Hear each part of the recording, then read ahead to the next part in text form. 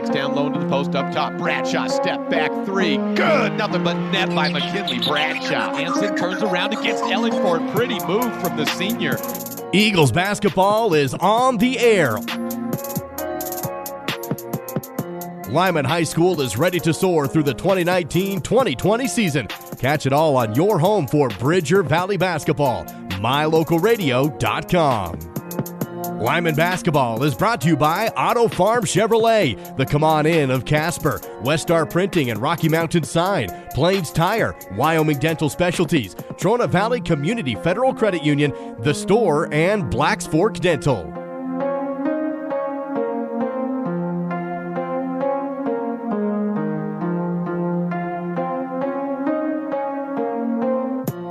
Now, Eagles fans, it's time to head to the booth to join the play-by-play voice of the Bridger Valley, Jay Kemmerer.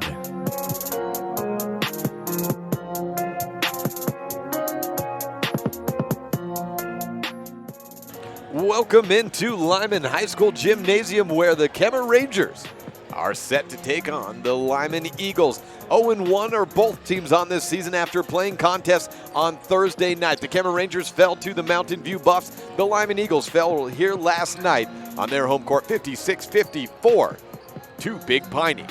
We'll be right back with the first look, brought to you by Bradshaw's Glass, and have the Sawyer's Disaster Cleanup and Construction pregame show next. Jay Kemmerer on a first big presentation of Lyman basketball on MyLocalRadio.com. Hi, this is Chase Sawyer with Sawyer Disaster Cleanup and Construction. In addition to our cleanup and restoration services, we also offer new construction and remodeling. We can help with a newer kitchen, bathroom, a garage, deck, or a new addition to your home.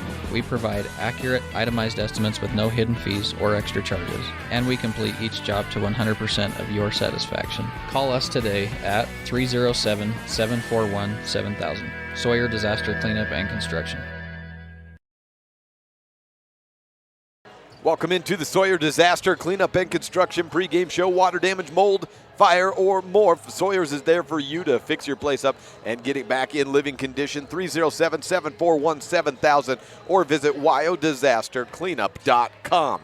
Time now for the Bradshaw's Glass Towing and Fitness First Look. Whatever it is you need, Bradshaw's can probably help. They have 24-hour towing, a fitness center that never closes in the Bridger Valley, as well as home and auto glass repair, and so much more. 307-787-3450, the number 4, Bradshaw's Glass Towing and Fitness. Well, both of these teams fell last night, 56-54. Lyman fell to Big Piney right here, and over in 6 miles, 7 miles the other way. Kemmerer lost to Mountain View 53-32. Kemmerer is a tall team. They've got in their starting lineup 5'8", 6 foot, 6'4", 6'5", 6'6" down the line, and that's pretty much who they play. Last night we saw Jake Campman play extended minutes, a freshman, a 6'1" freshman, and Wyatt Peternell get some time as well. He's a 5'8" freshman. But beyond that, until the game was out of hand, we saw really just 5 and then maybe a 6th or a 7th guy if it really became just an issue of either foul trouble, not even really fatigue. So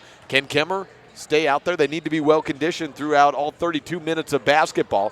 For Lyman, it's kind of a new-look team and kind of an old-look team. Jet Dickerson is a third-year starter. Andrew Housekeeper, he's the leading returning scorer from a year ago. And Carter Smith, he's new. So you got 2 new guys, multi-year starters. Then you got a guy, Carter Smith, into the starting lineup, a 5'9" junior, who was so big in the football season, and both him and his younger brother, the freshman McCoy Smith, plan to figure in pretty heavy into the varsity basketball season as well. Then you also have Preston Brewer and Alex Bradshaw rounding out the starting 5 for Lyman. Coming up just shy of a victory against Big Piney. That's an opponent they'll be battling for seeding with in the Southwest Conference in about a month from now. Right now it's all preseason. You don't have to worry too much about it, but always have an eye forward. Are you improving? And this Lyman basketball team certainly wants to do just that and improve from the last few years. 3 years ago, they found themselves region champions, and it's been a lean couple of years ever since then. They have hopes to be a tougher team, and Coach Kevin Lewick, as we may hear from him a little bit later, he said, we're going to be a tough team for battles. Now, are we looking at a state championship? Well, leave that alone for now. Just trying to win some games, put things together, and be a tough opponent for for the guys on the other side of the court and other side of the bench. 5 minutes before the start of the first quarter. That'll be brought to you by Bridger Valley Motor. That's your Bradshaw's Glass Towing and Fitness First Look. We'll continue the Sawyer Disaster Cleanup and Construction pregame show next on First Bank Presentation on MyLocalRadio.com. Whatever you need, it's likely that Bradshaw's and Lyman can help. Whether it's windows at home or new glass in your car, truck, SUV, or semi, Bradshaw's has it. Tires? Yes. All vehicles, ATVs, semis, and more. Bradshaw's offers a 24-hour towing service for everything large to small. And the Bradshaw Fitness Center is open 24/7. There's more, so always call Bradshaw's first. Whatever you need, it's likely they can help. 307-787-3450. Again, that's 307-787-3450. Continuing the Sawyer's Disaster Cleanup and Construction pregame show, let's now hear from head coach of the Lyman Eagles, Kevin Lewick. Kevin Lewick joins me, head coach of the Lyman basketball program. First time we're talking officially on the air for this sport. We had a long cross-country season. How's your team ready for this busy week ahead of your home tournament? You know, I think most teams are going to be a little disorganized early. We have some carryover from kids that have returned to the program that played some varsity minutes last year, and so there's been some stability there, but we're a little bit disorganized right now. Run me through that a little bit, because you got a lot of names going out, a lot of new names coming in, some people returning. You say a little disorganized. Is that partially the turnover? Or is that just this time of year and having really a couple of weeks of practice split between Thanksgiving and now? Yeah, I think it's just the number of practice more than anything. We're going to kind of change our pace this year. So because of, just the X and O, part of things, I mean, we're having to, kind of elevate the learning curve right now. So we're throwing a lot at them. Tell me a little bit about this team of, who's coming back, who is maybe stepping up, or you're looking to increase some minutes at the varsity level this year. We're planning on going deep with our minutes, just especially because we're going to try to play fast. I think, Andrew Housekeeper should be one of the better guards in the state. Jet Dickerson, he'll be almost a 3-year starter now that he's a junior. We have a bunch of kids that are about 5'11" or 6 foot across the board, and so we feel like we want to play 90 feet and not sit back and allow teams to be comfortable bringing it up. This team has taken its lumps the last couple of years after a really good run 3 years ago. And what you hope is that a couple of years down the road, after getting beat up on, like you mentioned with Jet Dickerson as a freshman and then a sophomore, that the corner starts to turn and you start to see that success. And as you see this team and how they've worked in the off season or worked in the time that you've had them in practice, what have you seen as far as trying to get ready to improve upon some records from the last couple of years? I think for the next maybe 3 or 4 years, I think we're going to be good. And typically I'm too old, to, wish upon a star type of thing, but I think we're going to be good. We've had some kids invest a lot of hours in the gym, and your best players have to be your hardest workers, and so I feel like the Dickerson and Housekeeper kids are our hardest workers. You'd mentioned you want to be a faster team this year. What sort of team are you looking at as far as, what can we expect for the offense and the defense, how you're going to run things? Well, we don't typically want to spend, longer than 7 or 8 seconds getting a shot in transition offensively. Defensively, we're really going to get after it. I mean, we're going to pressure after makes, we're going to pressure after misses, and because of that, it's going to require that a lot of kids, if you're investing completely what we're trying to do, we're going to have to play a lot of kids' minutes, just because if you're exerting that effort, you should be tired. We talked a little bit before just about, how this team is looking, where they're going to be at. And a couple of times you brought up that cross-county rival in Mountain View, and I think it just kind of comes together that when those games do come a month or so down the road, it really is kind of how the Bridger Valley measures is how are you looking across from there. And it's gone back and forth the last couple of years, so we're looking for probably a couple of good games again this year, aren't we? I think it's going to be good games. Athletically, I think they're probably the most athletic team in the state, but I have a huge amount of respect for their coaches, and we're hoping to get after it and, try to make things interesting in the Valley. Coach Lewick, thank you. Thank you. Hi, this is Chase Sawyer with Sawyer Disaster Cleanup and Construction. Our company has helped thousands of people put their homes, businesses, and lives back together after a fire, flood, storm, or other disastrous event. We work with all insurance companies, and we work for you by being professional, fair, and honest. Our certified technicians are trained in every aspect of restoration, so we can complete each project in a fast and satisfactory way. Call us today, 307-741-7000. Sawyer Disaster Cleanup and Construction. The best place to stay when you're in Casper, Wyoming is the Come On In Hotel and Suites. This beautiful log hotel offers 5 hot tubs, 1 pool, a fitness center, and fabulous indoor atrium. Offering jacuzzi and fireplace suites, the guest rooms are comfortable and relaxing. Plus, every stay includes a delicious extended continental breakfast. Whenever you're in Casper, stay at the best place. Come On In Hotel and Suites. Come on in today. Come On In Hotel and Suites, Casper. You're in good hands when you choose Dr. Stosage and Dr. Buick at Wyoming Dental Specialties for dental implants and wisdom tooth extractions. They work with passion and focus. They use techniques and technologies that are modern and precise. With 2 decades of experience, their skills are highly specialized. If you need teeth extractions or dental implants placed, come see Dr. Stosage or Dr. Buick at Wyoming Dental Specialties, 50 Park Road, or call us at 307-789-9034. As one of the region's most visited websites, MyLocalRadio.com is here to serve you. Catch up on local and regional news and information. Buy, sell, or trade your good used items on the radio classifieds. Stream your favorite music all day, every day, or catch our live coverage of your high school teams in action, all on MyLocalRadio.com. Like us on Facebook so you never miss a giveaway, and visit MyLocalRadio.com today to stream it all live. Sure, I look cute now, but when my owner lost his job, it was rough. I was living on the street, and one night, me and this Cocker Spaniel got into it so bad, I wound up looking like an ice cream cone. I cried a little bit, but thankfully I got rescued, so I'm running, I'm jumping, all back to my old self, and I'm ready to give unconditional love, even if you put a lampshade on my head.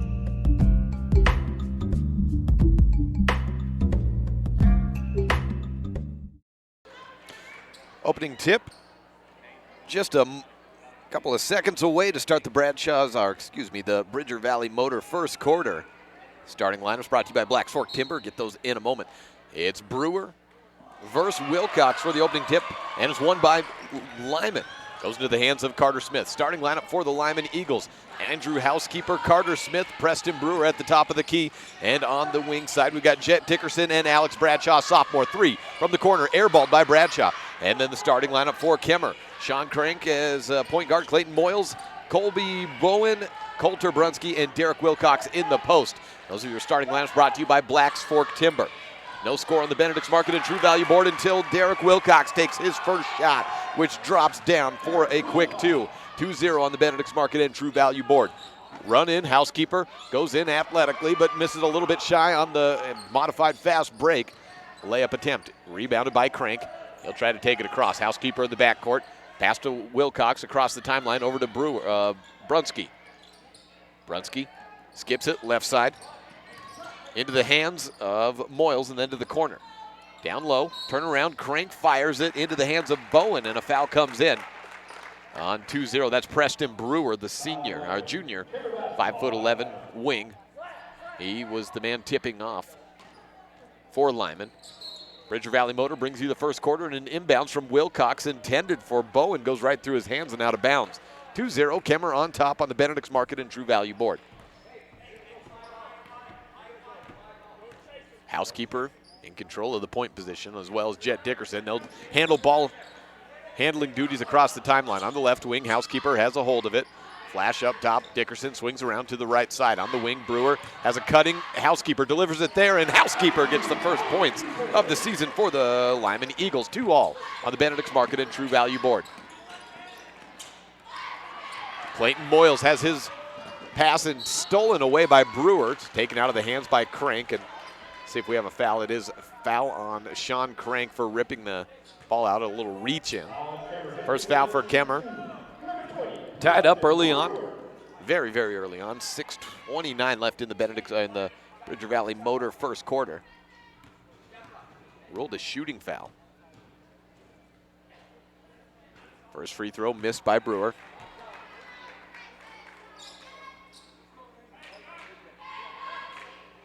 Has one more coming his way. On the line for a second, Brewer, nothing but net after missing short on his first free throw. Lyman has a lead, 3-2 on the Benedict's Market and True Value board. Brunski passes near side to Moyles across the timeline. He had one hand across, or 1 foot across, so he wasn't entirely, so he could go to the backcourt. Corner three from Brunski, drained down. Coulter with a 3, 5-3 on the board. 6:10 left in the Bridger Valley Motor first quarter. When you're stuck on the side of the road, there's only one number to call, 307-780-3280. Glade Erickson is there 24/7 to pick you up when you need a tow. Dickerson hands off to Carter Smith. He'll try a wing three. In! Carter Smith with his first shot of the season and first shot in the state of Wyoming. Goes good. 6-5 on the Benedict's Market and True Value board. Lyman with the lead. Good back and forth game so far. Brunski has it on the wing. He puts the ball down on the ground, now looks into the post, goes away from there. Wilcox pops out on the wing, leaves Crank wide open at the top of the key, tries a three, misses it. In for the board, Jet Dickerson got swiped from behind. It's on number 3, the sophomore Colby Bowen. His first, second team foul for Kemmerer. 6-5, Andrew Housekeeper walks it across. Got Dickerson sitting on the right wing, and then Alex Bradshaw on the left. Screen from Smith. Housekeeper goes away from it. Baseline drive. Rejected by Wilcox. Brewer gets the cleanup on the mess, but can't convert on the shot. Housekeeper just got swiped in the elbow by the elbow of Derek Wilcox. He'll shake it off, continue to work back down. Kemmerer, two-handed, two-step floater on a Euro step for Brunski. He draws the foul, headed to the free throw line. Housekeeper keeps checking his nose for blood. Must be painful. And not sure, he may have something coming out. Looks like one of the assistant coaches gave it a look, says you're okay. Brunski converts on his first free throw. 6-6 on the Benedict's Market and True Value board. Brunski on the second, falls out. Carter Smith, 5'9", but a tough rebounder, just as he was a tough runner during the football season. Picks up the board, and Lyman basketball. Moving from left to right, Lyman in the white jerseys, black piping down the sides, and blue numerals and lettering across the stripe, across the chest and back. Brewer gets rejected by Wilcox, picks up his own board though, puts it in on the right block, 4-2. Well, Brewer is doing what the Mountain View Buffaloes had to do yesterday. A lot of rejected shots in the lane for Kemmerer, but if you just stay with them, they may not always follow their shot the best, and it gives you an opportunity to get a shot back up. Wilcox in the left blocks, puts a little no-look pass past Sean Crank and out of bounds. Turnover for Kemmerer. They trail 8-6 on the Benedict's Market and True Value board to Lyman. No forecourt pressure shown by either side so far. Almost halfway through the Bridger Valley Motor first quarter. 2-point lead for Lyman. Housekeeper takes it from the wing, gives it to the top of the key. Brewer swings around to the right side. A little give and go from Carter Smith down to Housekeeper. The pass goes off the hand of Housekeeper and turned over. Kemmerer's way, moving from right to left. Kemmerer's got the gray jerseys, black numerals with a red outline on the lettering. Missed shot from Bowen. Goes back to Lyman. Housekeeper keeps it himself. Floating shot, no good. Crank on the board. At 5'8", Sean Crank, I think, is the leading rebounder so far for Kemmerer. Trap defense. Pass just through to Clayton Moyles. He gets tripped up, hits his head off the knee of Alex Bradshaw. Ball rolls out of bounds, and they say he was tripped up on his own 2 feet in the court. Ball goes Kemmerer's way, or ball goes Lyman's way. Have a substitution early in, Braxton Bradshaw. In for Lyman. He wears number 3. Bradshaw, a junior. At the top of the key, Bradshaw fakes it, gives it right side. Carter Smith sees Housekeeper streak into the blocks. Keeps the ball himself. Baseline drive, now give and go to Jet Dickerson. Tries to get it past the long arms of Wilcox, cannot. And it's Kemmerer basketball, 8-6 on the Benedict's Market and True Value board. First quarter brought to you by Bridger Valley Motor. Wilcox has it on the left wing, skips it over to the right side. Clayton Moyles looks around, one-handed pass to the elbow. Wilcox thinks about a shot, instead throws it down low to Crank. Then Wilcox crashes the glass and takes a pass. Ball is knocked out of bounds, stays with Kemmerer. 3:03 left in the first quarter. Wilcox, the inbound man, gives it to Bowen. Step in shot by Clayton Moyles. Misses off to the right. Dickerson comes up with the board. Housekeeper gets hit by Crank, and the ball sails out of bounds, and a foul comes in for Crank. And never mind, no foul, just knocked out of bounds and stays Lyman's way. Second substitution as Jesse Fanis into the game for Lyman. Fanis is a school record holder. He's broken his own cross-country record 7 times. Seeing some varsity action as well. Jet Dickerson takes the inbound pass from Carter Smith. 2:50 left in the Bridger Valley Motor first quarter. To the right wing, Carter Smith holds onto the ball, flash to the post from Bradshaw. They go away from it. It's instead over to the left wing, shot by Dickerson, misses long on the 3. Wilcox comes up with the board, past Fanis. Far sideline, taking it across is Coulter Brunski. He's trapped and gives it to Wilcox. Over to the left side, Moyles is open on the wing. Also into the game, McCoy Smith, a freshman for Lyman. Wilcox down in the left blocks, gets hit as he goes up, misses the shot, but to the line for 2.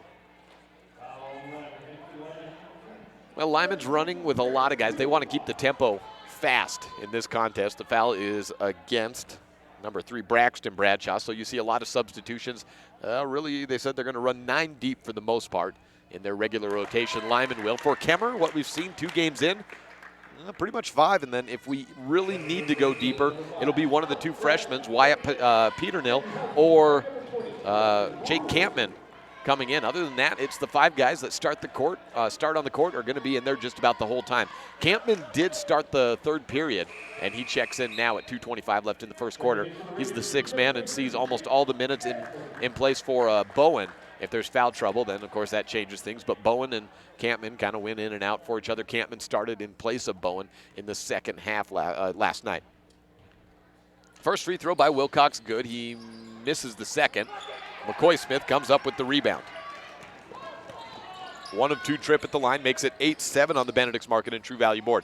Brewer into the blocks, tries to put up a left-handed scoop shot, gets his own board, then rejected on the putback attempt by Wilcox. Brunski running with it, has Campman up ahead as well as Moyles. He steps back as he gets trapped out on the right side.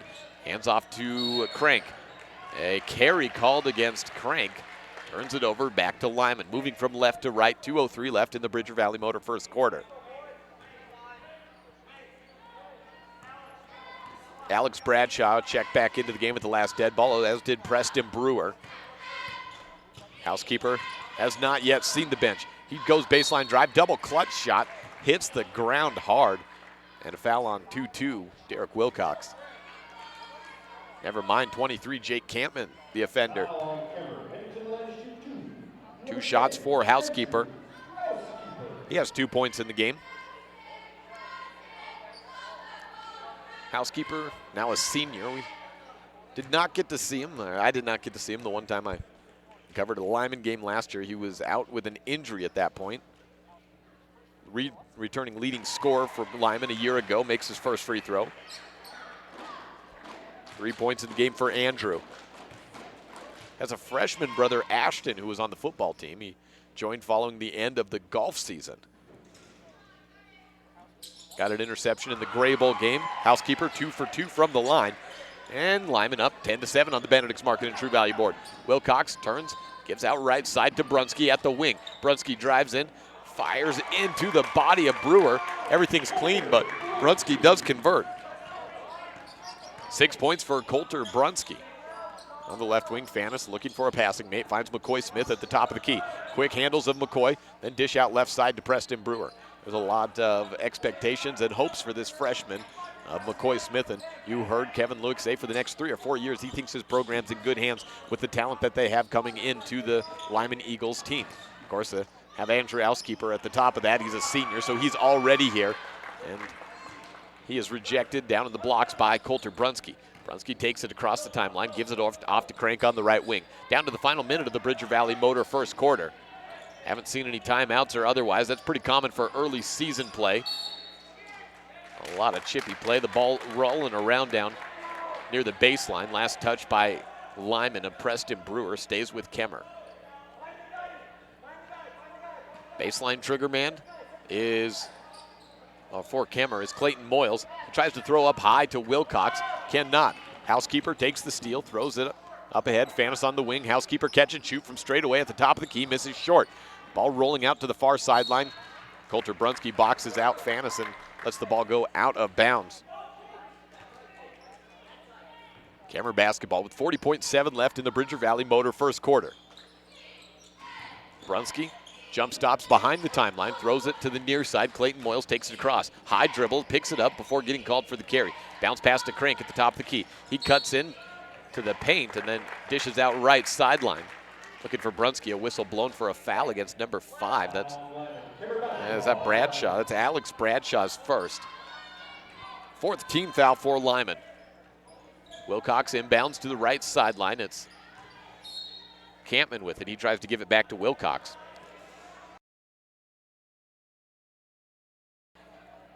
(10-9). Wilcox with 27 seconds has another inbound attempt. This time finds Moyles. Back to Wilcox, spins around left side, uses the glass. No, just goes straight for the hoop, and it works. 6'6", skies above everyone else. And Kemmerer on top, 11-10 on the Benedict's Market and True Value board. 5 points for Wilcox in the quarter. 11 seconds left, Lyman basketball. Housekeeper holding on to it. He gets a screen from Bradshaw, then goes in baseline. Goes in, uses the body to push off Wilcox from behind and delivers on 2 more. Housekeeper, a 6-point quarter. And the quarter ends with a Coulter Brunski half-court heave-ho that goes for naught. 12-11 after 1 in the Bridger Valley Motor First. We'll have the Reese Auto Service second period when we return on a First Bank presentation of Lyman basketball on MyLocalRadio.com. 12-11 on the Benedict's Market and True Value board. Lyman on top of Kemmerer. When do you schedule doctor appointments? In bed before I fall asleep. In the car waiting to pick up my kids. We can even do it after breakfast. We all lead busy lives. Online appointment scheduling puts you in control. In just 90 seconds, you can make an appointment with a primary care provider or specialist at evanstonanytime.com. Select the day and time most convenient for you. Enter some basic information, and just like that, you're scheduled for care. Schedule appointments for next day and beyond at evanstonanytime.com.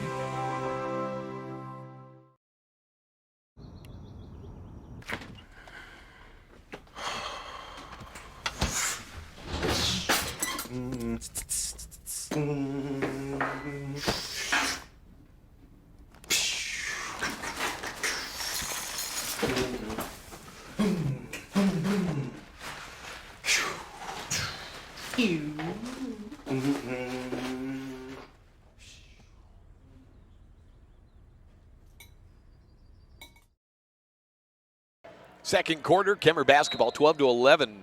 Lyman leads the Rangers of Lincoln County. Benedict's Market and True Value brings you the scoreboard. We welcome you into the Reese Auto Service second period, where the trusted mechanics at Reese can work on any engine, large or small. Clayton Moyles in the backcourt, guarded heavily by Bradshaw, nearly lost it. Crank takes it back across the timeline, then gives it to the right wing.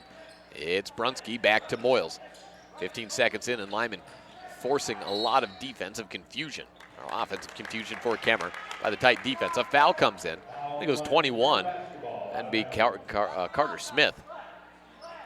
That is the call.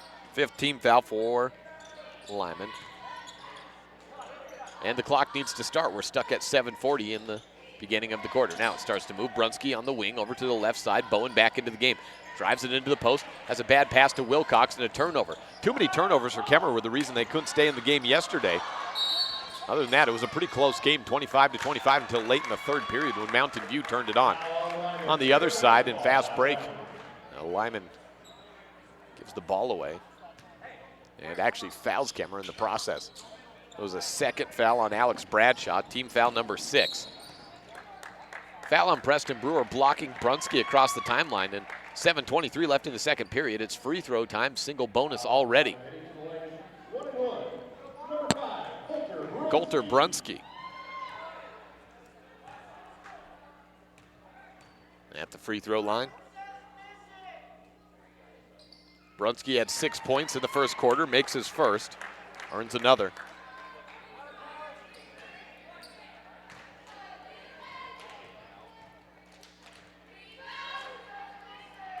Second free throw by Brunski, good. 12-12, no, make it 13-12 on the Benedict's Market and True Value board. Jet Dickerson back into the game, inbounding to Housekeeper. Almost 40 seconds into the quarter.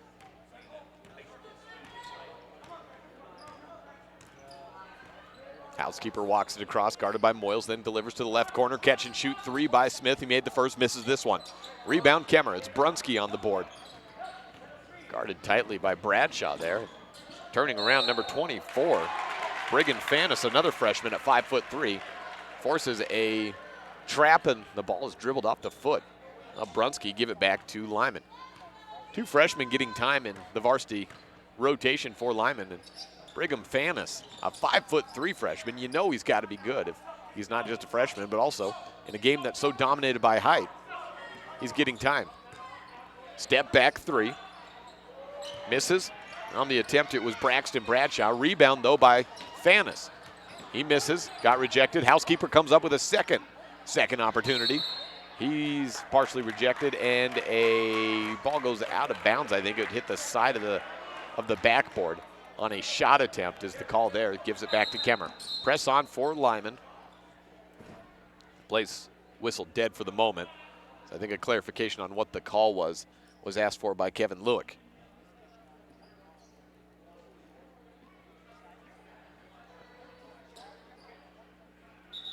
Everything seems to be good. It goes Lyman's way. Reverse it. So the play is reversed after the referee conference. Lyman basketball under their own baseline. Housekeeper takes it on the right corner. Tries a 3, rattles out. And Brigham Fanis at 5'3" comes in over past 2 6'4" and 6'5" guys for the board. Carter Smith on the left blocks, hit from behind, headed to the free throw line. Brigham Fanis already with 2 or 3 rebounds in the paint, too. 6:27 left in the Reese Auto Service second quarter. 1-point lead for Kemmerer, 13-12 over Lyman. To tie it, Carter Smith misses long on the first free throw. He has 3 points in the game, a timeout taken. This is the First Bank presentation of Lyman basketball on MyLocalRadio.com. Back in 30 seconds with second quarter action. Your mobility affects every aspect of your life. When you suffer from an injury that decreases your mobility, or maybe you're just noticing that you're having a harder time balancing and your flexibility isn't what it used to be, call Randy Christofferson at Achieve Sports Medicine. Randy will work with you to improve your overall health by reducing pain and improving mobility. Schedule your appointment today by calling 307-747-4627. Achieve Sports Medicine in Lyman. No excuses, just results.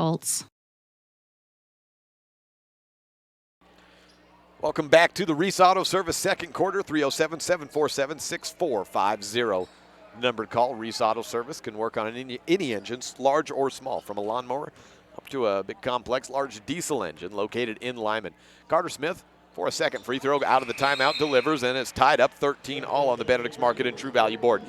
Lyman in charge of the, is it 8 to Kemmerer, or is it Kemmerer in charge of the rebounding differential so far?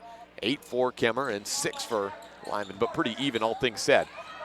Brigham Fanis comes away with a steal on the inbound pass, and that freshman showing exactly why he's getting minutes. He's just flat out a good and gritty basketball player. Jet Dickerson hands off to Braxton Bradshaw on the wing. He drives into the paint, scoop shot, good! 13, make it 15 points for the Lyman Eagles, up by 2. If you watch much Lyman basketball, girls or boys, you become used to the name Bradshaw. We've got 2 on the court throughout this game, and Alex and Braxton. Push foul for Lyman puts Derek Wilcox on the line. It went against Braxton Bradshaw, his second foul. In the girls' game coming up next, normally we'd have 2 more Bradshaws as well, Sage and Caroline, the twin sisters, freshman duo. However, Sage is out for another week. She's expected to come back next week. She hurt her foot in gym class, and that's delayed her start to the season. And Caroline, well, I'm told she would be starting, as Wilcox goes 2 for 2 from the line and makes it 15 all on the Benedict's Market and True Value board. I'm told that she would be starting, but with the games getting started a little bit late, she has a school play at 7:30. And so unless that game gets started here in the next 20, 30 minutes, she'll have to skip this game and focus on tomorrow. Brigham Fanis with the basketball, gives it to Housekeeper on the right wing. Catch at the elbow. Carter Smith drains it. 6 points for Carter Smith. 5:42 left in the Reese Auto Service second quarter. Out to the right side, Crank with it. Has it on the wing, drives baseline. Bounce pass to Wilcox. Ball scooped out of his hands by a Housekeeper, and it goes off the knee of Wilcox. Lyman basketball. Housekeeper applauded on the referee's call in approval, as he was the one swiping in from behind off the out of the hands of Wilcox. 2.5 minutes gone by in the second quarter. Housekeeper gives it left wing to Fanis. He finds himself open on the left wing for three. Can't get that one. It goes off the right iron. Jake Campman into the game with the sport goggles for Kemmerer. Gives it to Brunski, who has it stolen. Fanis back on the left wing. Fires inside to Carter Smith. And 2 shots coming up as he's hacked. Colby Bowen checks back into the game momentarily. Imagine he's probably in for Campman or Wilcox, maybe even Brunski, one of those 3 taller guys, I would imagine. 2 shots for Smith. He's makes on the first. He's 1 of 2 now, 2 of 3 from the line in this quarter and in the game. Came over from Ryrie, Idaho in the summer. His dad got the job as a superintendent.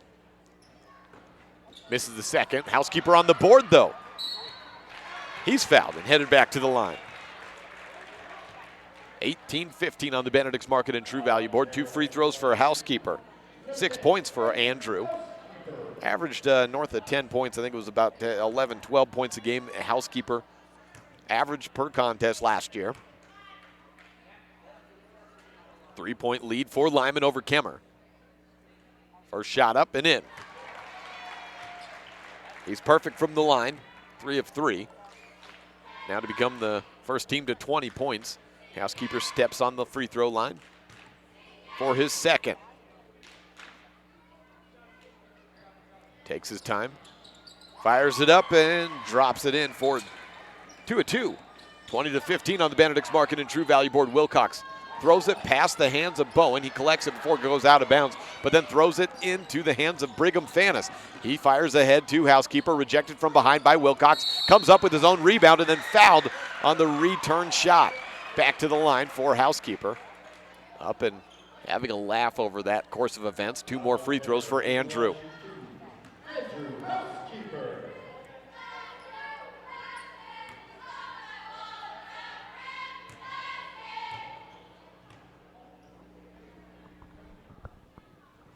Housekeeper setting up for the first free throw.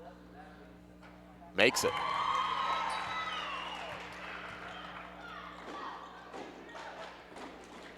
(21-15) on the Benedict's Market and True Value board. All 3 of Housekeeper's points have come from the line in this quarter.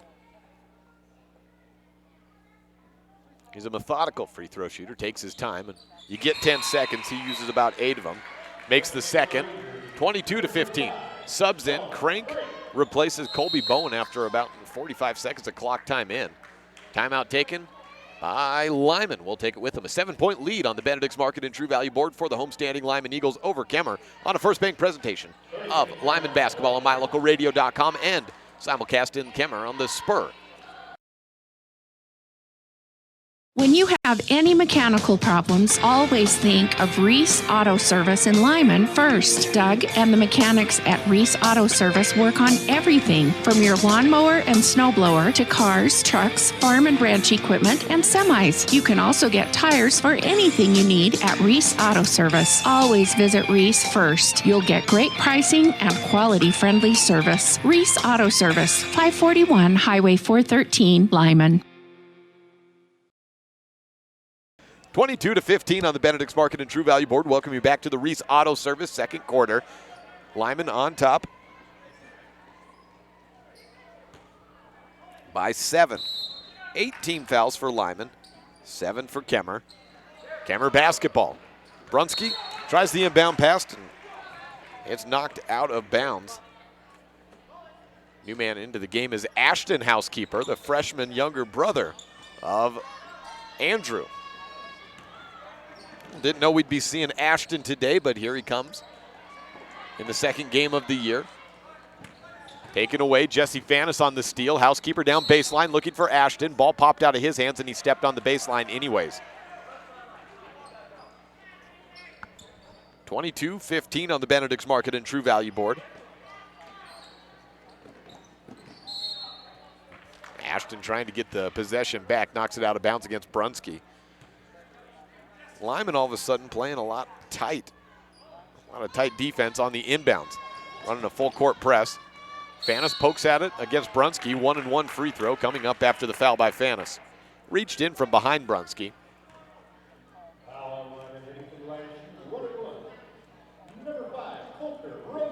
4:35 left in the Reese Auto Service second quarter.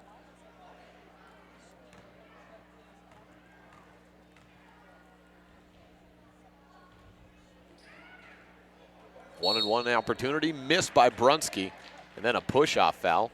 I think results in free throws for Lyman. It's against Campman, the freshman. Jed Dickerson hasn't scored today, but he gets an opportunity here with a 1-and-1 chance. Score stuck at 22-15 for a little bit now. Mountain View boys taking on Wind River. Probably about right now. Dickerson converts on his first free throw. A lot of free throws in this quarter for both sides. That's all of Kemmerer scoring, 4 of 4. And misses the second. Lyman has 2 field goals. The rest of the points have come by way of free throws. Wild throw in the backcourt and a kicked ball. Jed Dickerson knocks it out of bounds. No, it was off of Clayton Moyle's foot. So never mind, it's back into the hands of Lyman. 23-15 on the Benedict's Market and True Value board. Ashton, housekeeper, still in the game. Andrew takes the inbound, gives it left wing to Carter Smith. Takes a screen out to the left corner. Fanis has the ball. Popped through his hands. He collects it back.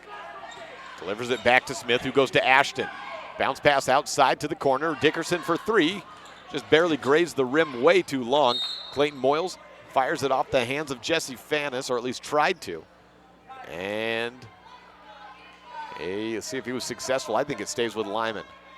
It does stay with Lyman. He didn't get it off of the body of Fanis, trying to save it from going out of bounds. Dickerson has Fanis out in the right corner. Gives it to him. He's open for 3 points for Jesse Fanis. 26-15 on the Benedict's Market and True Value board.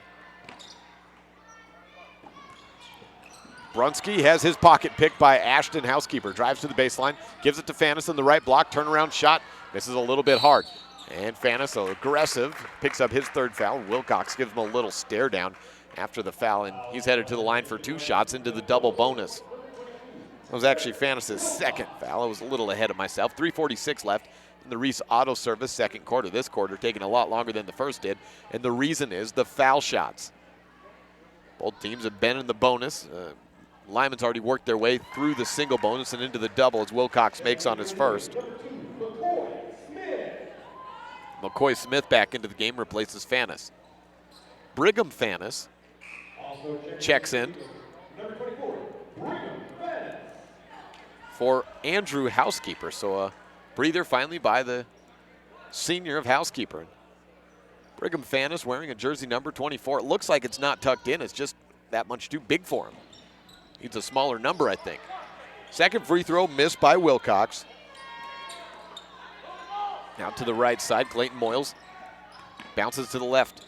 On the wing, Crank dribbles through Ashton, housekeeper on the baseline, looking for a passing mate. Tied up, jump ball between him and Smith. Possession arrow is in favor of Lyman. 26-16 on the Benedict's Market and True Value board. Lyman basketball moving from left to right. Reese Auto Service brings you the second quarter. Bridger Valley Motor brought us the first. Jed Dickerson on the right wing. Gets past Crank. Gives it off to Smith, and then they swing around left side. McCoy Smith to Ashton. Freshman to freshman for a 3. Ashton, housekeeper, adds on to the lead in this contest. 29-16 on the Benedict's Market and True Value board. 3 minutes left. Turnaround shot by Campman. He's tied up by Carter Smith and called for a foul. Smith beside himself after that call. 2 free throws for Campman. 3:02 left in the Reese Auto Service second. We'll check in around the state at the half.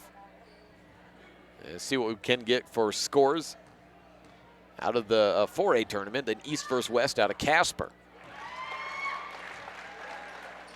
29-17 on the Benedict's Market and True Value board after a first make from Campman. His first point of the day, second free throw, misses long. Rebound picked up by Brigham Fanis after a bumped off the bodies of a couple of Kemmerer Rangers. Out to the right corner. Housekeeper for another three. No good. Dickerson rips away the rebound out of the left block and overthrows Housekeeper.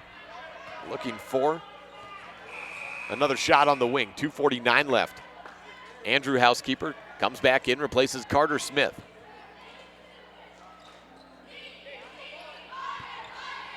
.249. Inbound to Brunski. Kemmerer had a tough time holding on to the ball yesterday, and here it comes again. They have a tough time in this second quarter holding on to the basketball. Crank for the shot from about 2 feet away, misses. Wilcox on the board, put back attempt, no good. Housekeeper comes up with the rebound and takes it himself.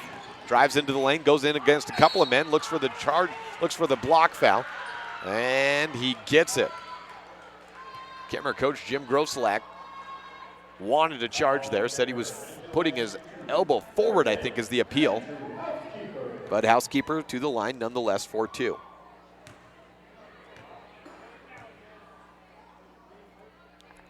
Two minutes, 26 seconds left in the second quarter.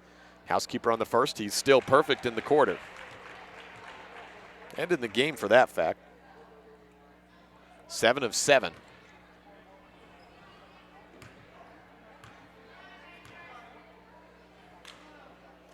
(30-17) the score. Lyman over Kemmerer in the Benedict's Market and True Value board.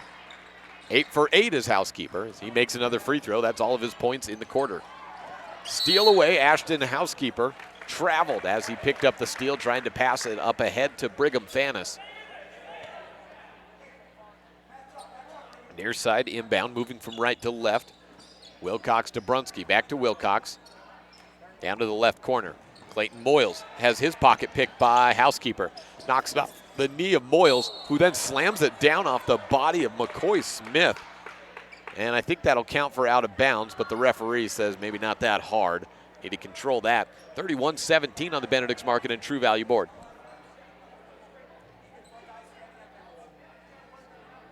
Coach Lewick appeals on the call for that. Wilcox the inbounder. 2:11 left in the Reese Auto Service second period. Thrown across the timeline, Moyles, baseline, knocked out. Andrew Housekeeper got in the face a little bit of Clayton Moyles after knocking that ball out. I think as retaliation for the previous play against his player.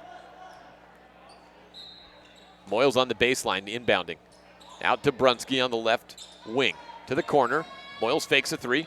Now takes one from the left corner. Fouled for 3 shots upcoming. Ashton Housekeeper whistled for the offense. I believe that's foul number 11 or 12 for Lyman in the half. 2:01 left in the Reese Auto Service second period. 31-17 the score. Moyles has not scored yet. Makes the first free throw.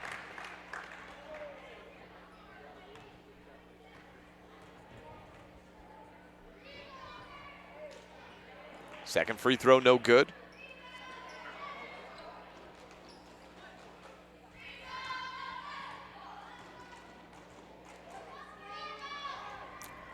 Third free throw in.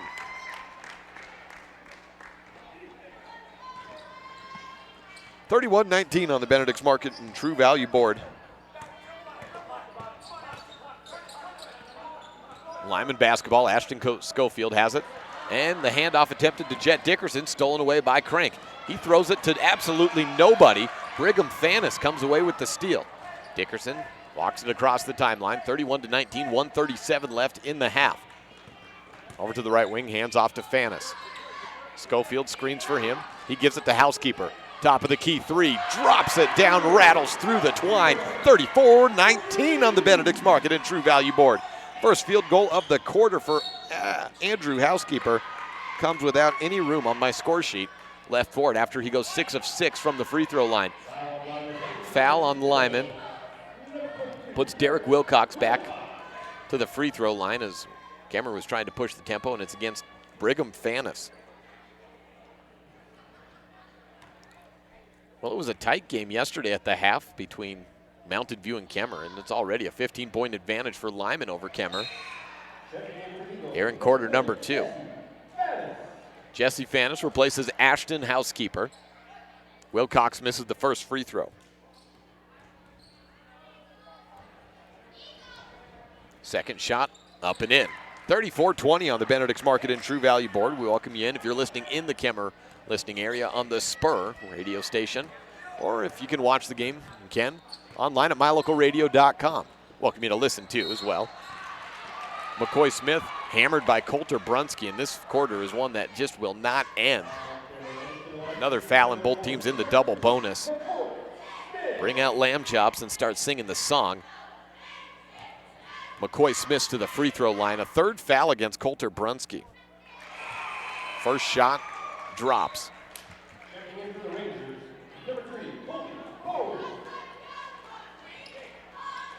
McCoy's first points of the day. 35-30, make it 36-30. 36-20, I should say. A 16-point lead.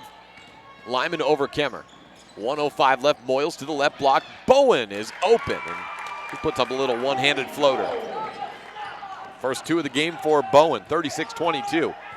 Housekeeper has it. That's Andrew. Hands off to Fannis. Gives left side to McCoy Smith. McCoy at the top of the key with 45 seconds left. Looks left side to Fannis on the wing. Then up top to Brigham Fannis. Back to Jesse. Flash into the post. McCoy Smith up top. Fakes a three, guarded by the much taller Bowen. Fannis on the right wing. Looks around, surveys the scene, gives it to Housekeeper. He beats his man off the step. Shoots it past Wilcox, but misses short. Fannis chases down the board, out to the left corner. Brigham Fannis has it. Passes to McCoy Smith in the paint. Andrew Housekeeper is knocked down to the ground and slow to get up. A foul off the ball sends Housekeeper back to the line for two. It's against number 25, Sean Crank. His third. Both Brunsky and Crank with 3 fouls for Kemmerer.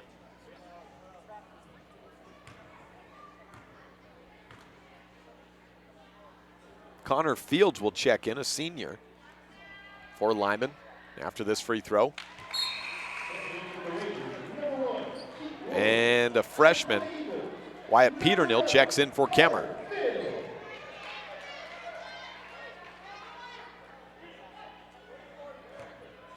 Connor Fields, a 6-foot senior.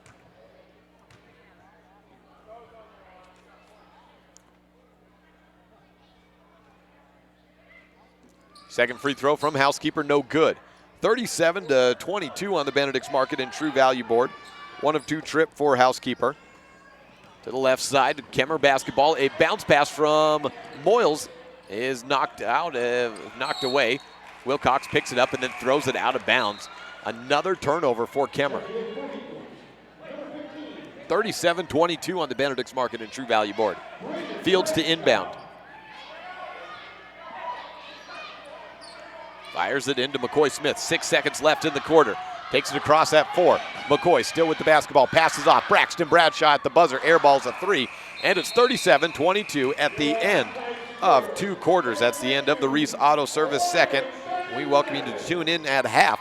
Or an update around the state. We'll go over stats in this game as well. This is the First Bank presentation of Lyman basketball on mylocalradio.com. 37 for Lyman, 22 for Kemmerer.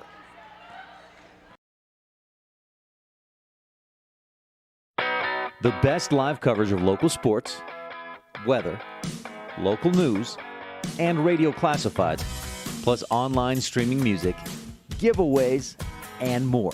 It's all on mylocalradio.com. Watch as your high school teams clash with their biggest rivals.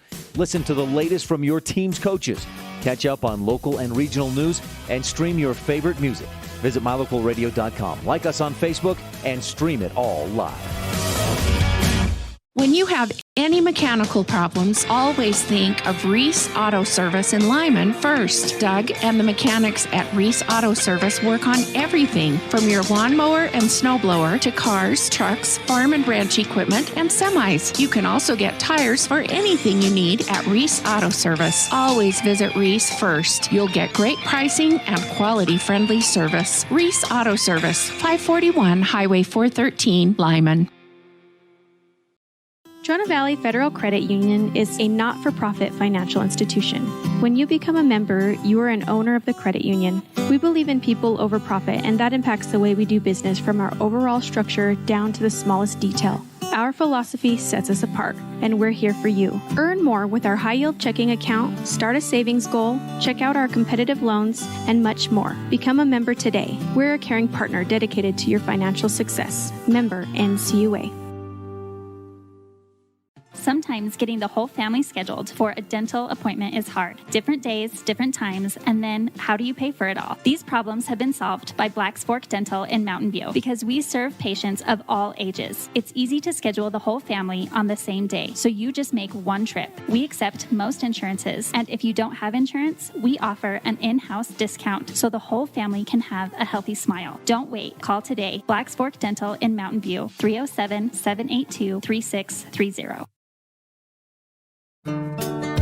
Business cards are a powerful and inexpensive way to promote the goods and services you offer. You can design your own cards or have the professionals at Westar Printing design your business cards. Now with same day and next day turnaround on all business card printing, you don't have to wait.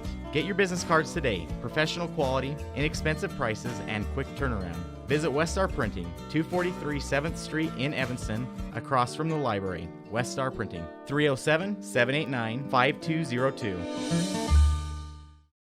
37-22 on the Benedict's Market and True Value board at the half. Lyman with the lead over Kemmerer. Let's run you through the stats as we have them. Andrew Housekeeper leads the way with 16 points. 3 points from Preston Brewer. And Carter Smith has 7.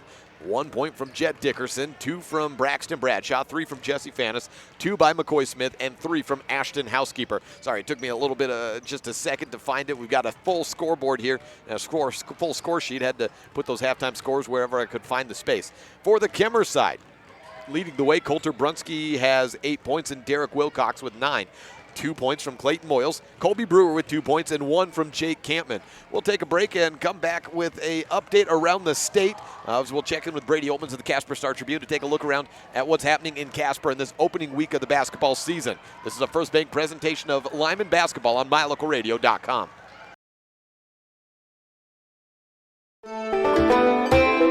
With MyLocalRadio.com, you get to stay up to date with Lyman and Mountain View sports by watching all of the games live in the convenience of your own home. Now you get to keep up with your coach.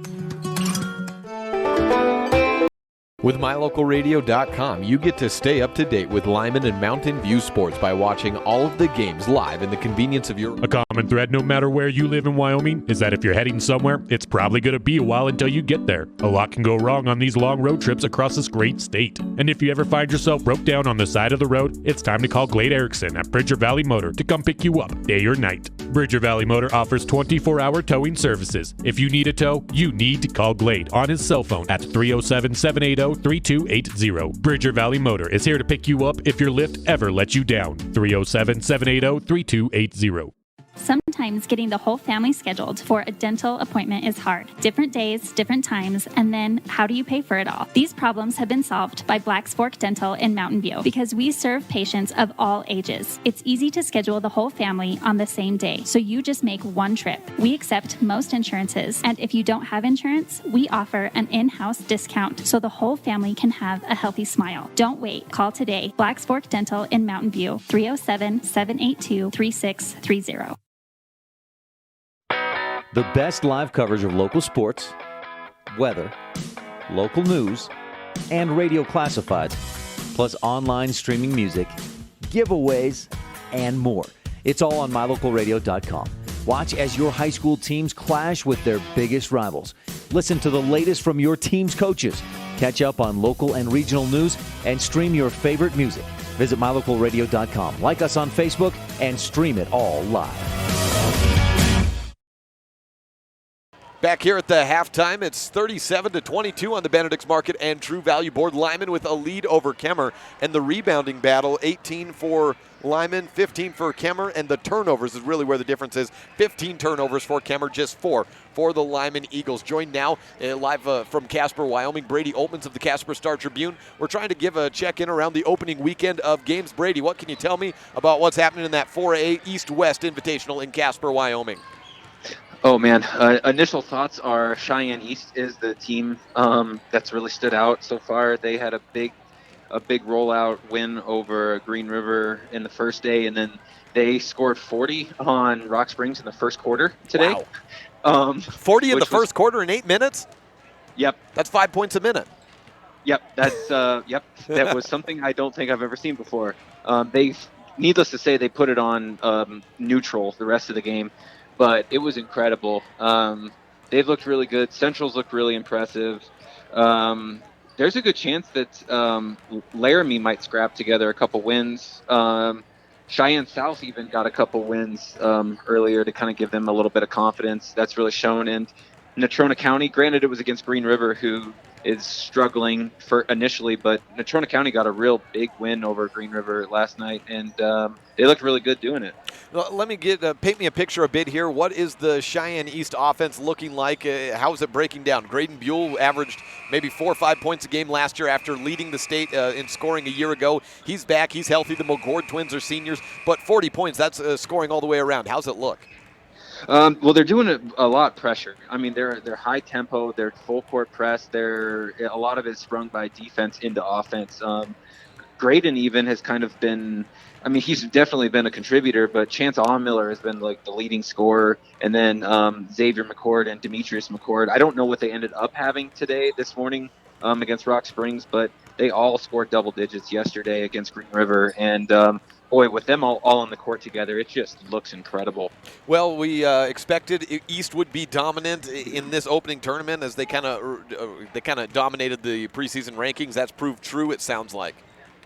Oh yeah, it's I mean it's tough. I personally try not to put a whole lot of stake in the opening weekend because so much can happen between now and then. But I mean there are just some things that are undeniable, and the potential is definitely there. That's Brady Oatmans of the Casper Star-Tribune giving us a quick update around the state. Thanks for coming on the program. Yeah, no problem, Jake. We'll take a break and come back with the second half. It's 37-22 on the Benedict's Market and True Value board, and Lyman with the lead over Kemmerer. With MyLocalRadio.com, you get to stay up to date with Lyman and Mountain View sports by watching all of the games live in the convenience of your own home. Now you get to keep up with your coaches, athletes, and teachers throughout the week with the Bridger Valley Coaches Corner. Weekdays during the school year, the Bridger Valley Coaches Corner will run on KNYN 99.1 FM at 3 p.m. and keep you up to date with the most interesting storylines from Lyman and Mountain View in football, volleyball, basketball, swimming, running, golf, and more. We'll also check in with different students and teachers from the two schools throughout the year. 3 p.m. Monday through Friday on KNYN 99.1 FM is the Bridger Valley Coaches Show presented by MyLocalRadio.com. Stay connected. Because of you, I feel not alone in this world. And you let me know that it only takes one person to make you feel wanted.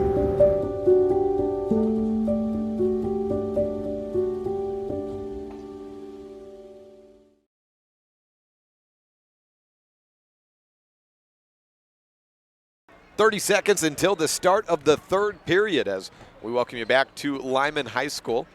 It's a big first quarter, 37 points for Lyman, although, as we heard in the last segment of halftime, not quite 40 points. Cheyenne East with a 40-point first quarter as they're 2-0 in that East-West Invitational. Checking in around the state yesterday, we got a look around at the Remax Invitational. That was the only other tournament happening, I think, Thursday night. Well, I guess you had the Casper one, and then you had the Remax, and I think that and then this Bridger Valley one were the only three happening yesterday. We got a couple more tournaments or games going on, but we'll continue to try to check around the state if we can get any information tomorrow over the halftimes of these games. 37-22, Lyman with the lead over Kemmerer. Second half about to start. This will be the starting five for Lyman as we walk back out. It's Jet Dickerson, Alex Bradshaw, Carter Smith, Preston Brewer, and Andrew Housekeeper. For Kemmerer, the same starting five as they had last time in the start of the game. Coulter Brunsky, Caden Bowen, and Crank Wilcox, and Clayton Moyles. Inbound pass from Kemmerer is knocked out of bounds by Carter Smith. Try it again. Yeah, Sean Crank, Colby Bowen. I think I said Coulter. And Colby Bowen. Derek Wilcox inbounds to Crank. Drags the pivot foot a little bit. Gives it up to Moyles. Out to the right corner. Crank passes up a potential three ball. Must not have confidence in that shot because he had some space. And a foul off the ball. A legal screen. 2-2 Moving screen, it looks like on Wilcox. Again, the turnover differential in the first half, 15 for Kemmerer, 4 for Lyman. So one team taking care of the ball, one looking for a little bit of improvement in that category. Dickerson with the floater at the right elbow, misses it, picks up his board, and then is fouled, or no, may have got called for a charge. It was a loose ball foul on Jet Dickerson, his second. No sponsor for the third quarter. If you'd like to, just come up and see me talk about the options we have for sponsorship here in the Bridger Valley for MyLocalRadio.com. Steal away, Andrew Housekeeper gets a little elbow push, gets away with it, and puts the layup in. Timeout taken, I think, for Kemmerer. As Clayton Moyles comes out of the game. Maybe just an official's timeout for an injury. Clayton Moyles is replaced by Wyatt Peternell. So just got an official's timeout for an injury. 39-22, and Housekeeper did give a little left elbow out. I think the coach for Kemmerer had a little bit of an appeal there. 2 more on the board for Housekeeper. He's up to 18 in the game. Crank almost walked with it, takes it across the timeline, stops. His pivot foot drags and called for the travel.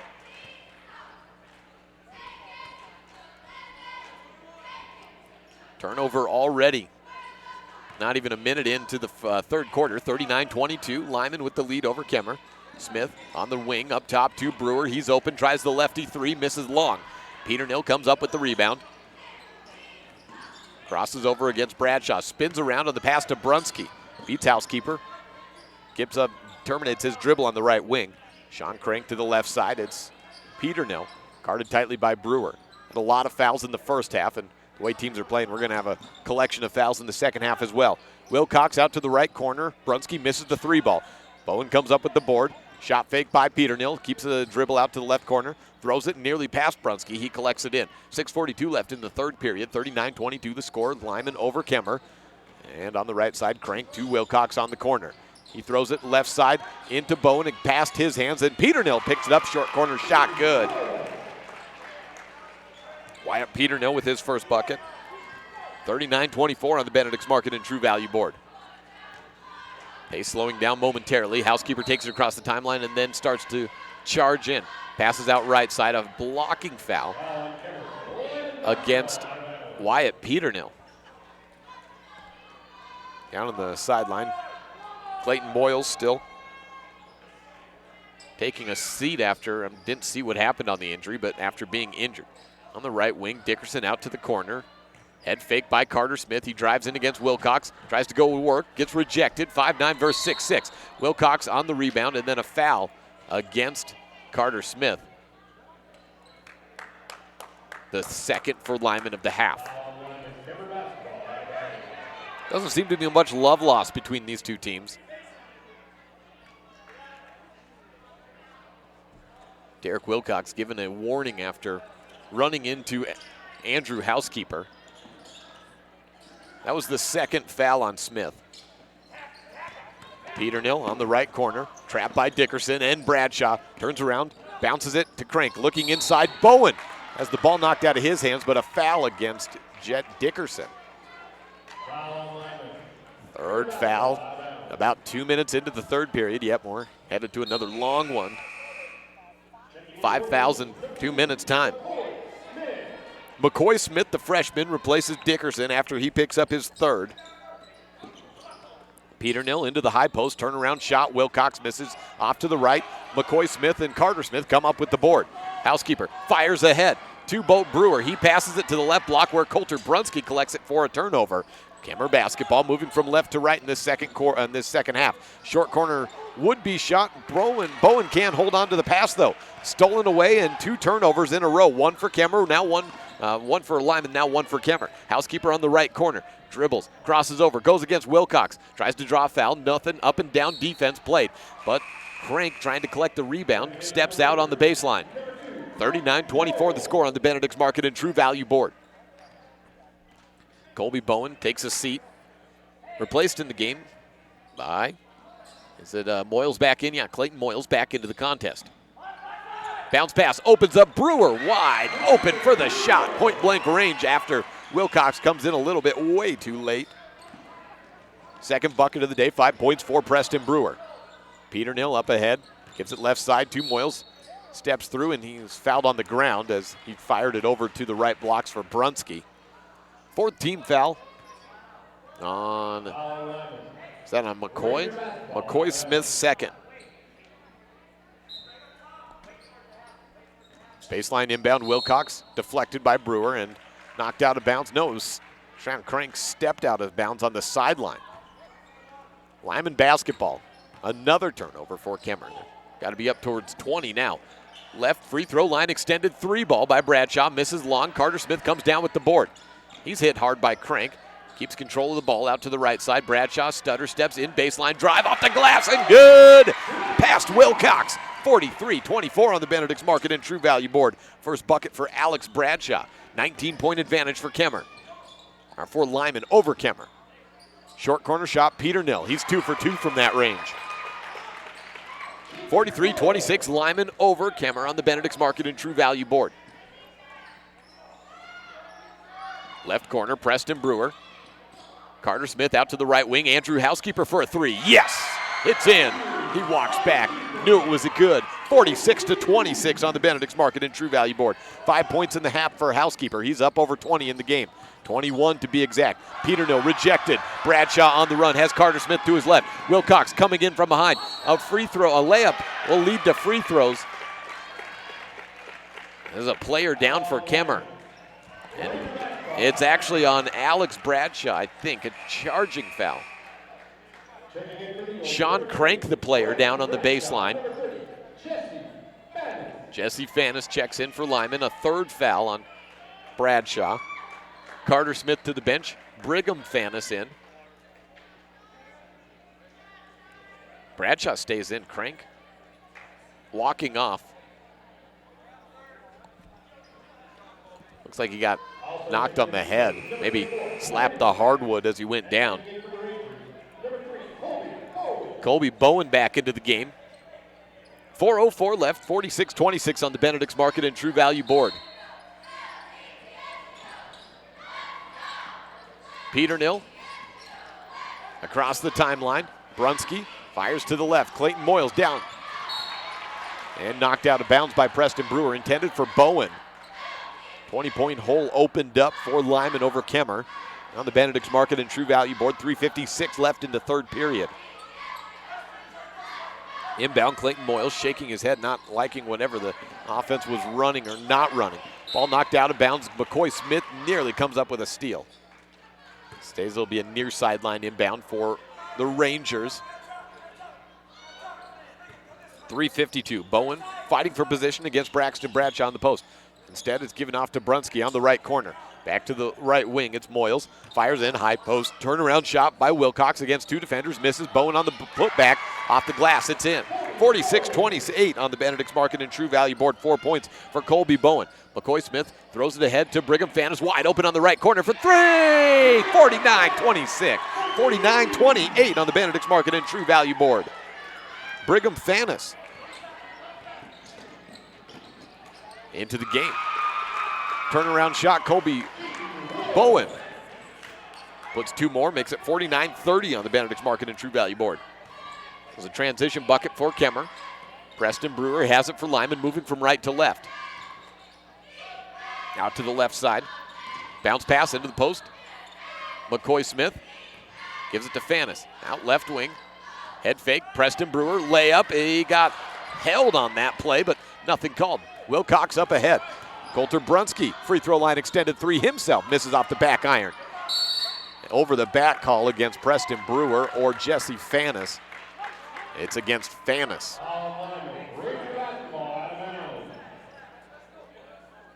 No, it's against the guy I thought it was at first. It's against Preston Brewer, and it's his third. Jet Dickerson, Carter Smith, I think, has 3. Maybe he just has 2. But Preston Brewer has 3, as does Jet Dickerson and Alex Bradshaw. And then 2 fouls just about down the whole line for the Lyman team. Up by 19. Baseline inbound. Moyles throws it up high to Peternill, the freshman. Back to the corner. Catch, fake shot, jumps a couple steps inside the three-point line and then misses, does Moyles. Rebound, Andrew Housekeeper. Fires ahead, Fannis was open. And streaking down would have been an easy layup, but he overthrows them. Turnover for Lyman. I think that's the second turnover of the quarter for Lyman. Baseline inbound press on for Lyman. Ball comes scooting in towards us after it was knocked out of bounds from Fannis. 49-30 on the Benedict's Market and True Value board. 2:31 left in the quarter. Brunski takes it on the right sideline. Gives it off to Moyle, spins through a double team, and then it looked like he walked with it. Either way, he gave it up. Andrew Housekeeper in transition. Tries to use the body against Peternill, but he misses. Then the ball is knocked out of bounds, last touch by Fannis. 49-30 on the Benedict's Market and True Value board. Brunski to the far sideline. It's Moyles. Up high, back to Brunski at the top of the key, down to about 2 minutes. Peternill open on the corner, lets Housekeeper sail by, then throws a pass down to Brunski, trying to do the alley-oop. Missed it. Bowen on the putback attempt, no good, but 2 shots signaled on a foul. Clock stops at 2:02 on the Benedict's Market and True Value board. Foul on number 2-4, I think, Brigham Fannis. Just his second foul. 2 shots for Bowen.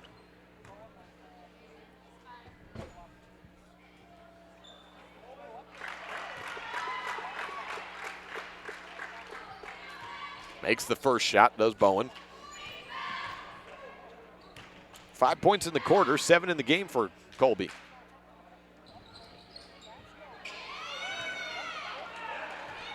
Shots number 2 misses. Rebounded for Lyman. Quarter number 3, 49-31 on the Benedict's Market and True Value board. Up top, Carter Smith for 3. Yes! Carter Smith delivers. 3 ball, 52-31 on the Benedict's Market and True Value board. At the free throw, or at the half-court line, a foul whistled against Lyman. And that's single bonus time. Foul number 8 already for Lyman, and a third on Brigham Fannis.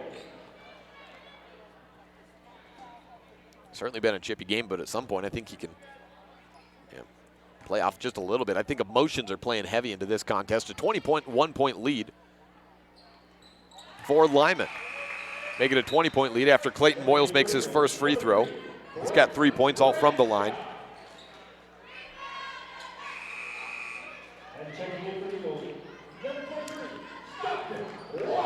And Stockton Walker checks in for Lyman. He's a 6'1" junior. First time in today. And being in Uinta County, that close to Utah, I'd give you one guess is where he got his name Stockton. Second free throw goes in, 52-33 on the Benedict's Market and True Value board. 19-point advantage. Walker to Smith. He's on the wing, guarded by Wilcox. Drives into the paint, dishes out right side. Walker, catch and shoot, no good. Rebounded, though, by McCoy Smith. Circus shot, going up over the back of his own teammate. Braxton Bradshaw comes down with the rebound.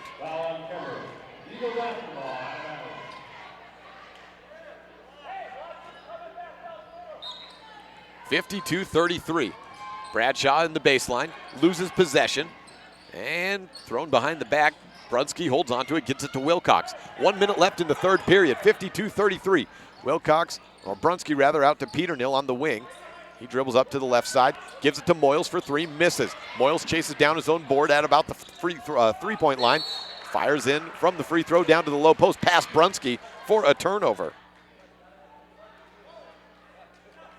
55.2 seconds left in the third period. Andrew Housekeeper has the ball across the timeline. Bounce passes to Braxton Bradshaw. Give and go. Housekeeper back in the lane. Misses. No foul call. Gets his own rebound and misses again. Third chance for Housekeeper. Still no good. Wilcox comes up with the bucket. And finally a foul called, but I think it's against Lyman and Housekeeper on the loose ball foul. Now, I could be wrong here, but no, I'm not. It's gone this far. And Out of everyone and all the fouls, Andrew Housekeeper picks up his first. Jesse Fanis into the game, replaces Housekeeper. He sits down after one foul. It's his 30-second breather or so before he comes back in for the fourth. 19-point advantage for Lyman over Kemmerer. First free throw, good from Wilcox.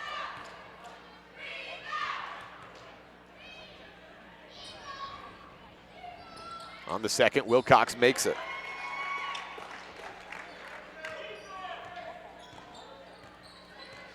McCoy Smith takes it across the timeline, 30 seconds left.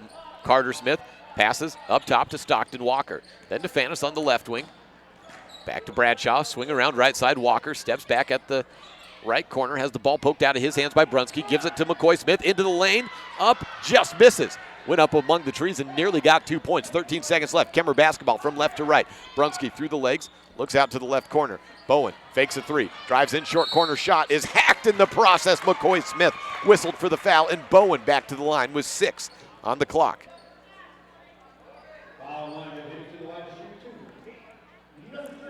52-35 on the Benedict's Market and True Value board.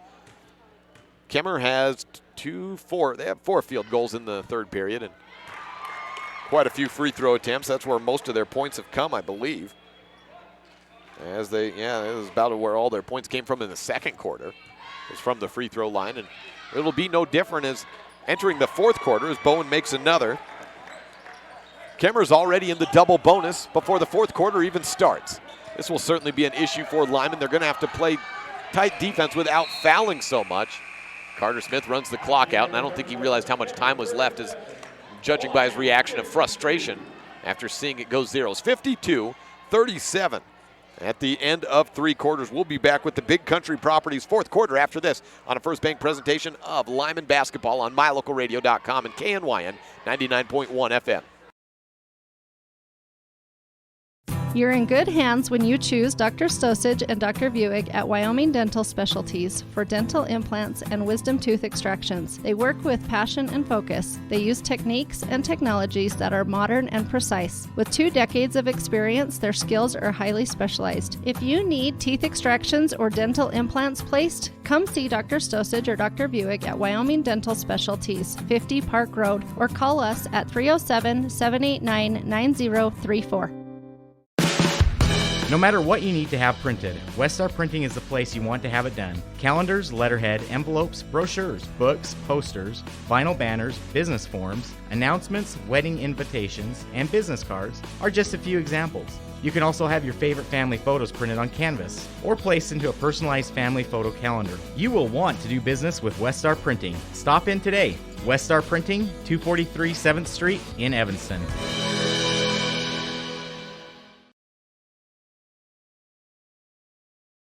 Fourth quarter begins, 52-37 on the Benedict's Market and True Value board.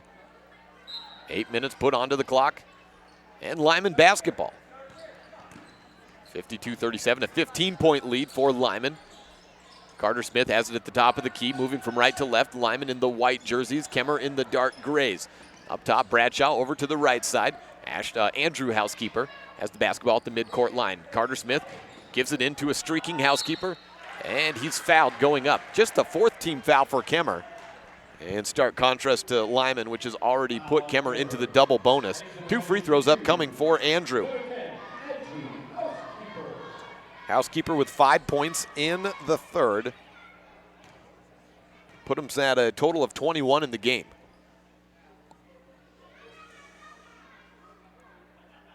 First free throw, good.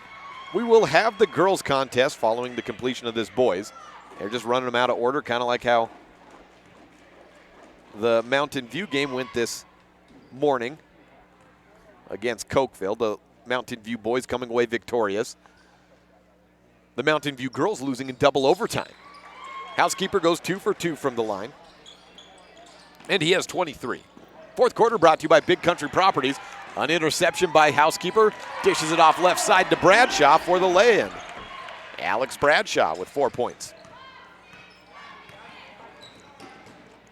Fast break bucket by Clayton Moyles, and Lyman maybe being told to hold off a little bit defensively. They kind of just let the seas part there and Moyles went in for 2. Trying to run the same play.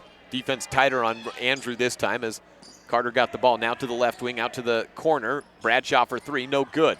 Preston Brewer holds off, and Alex Bradshaw runs into Clayton Moyles, and players getting in each other's face.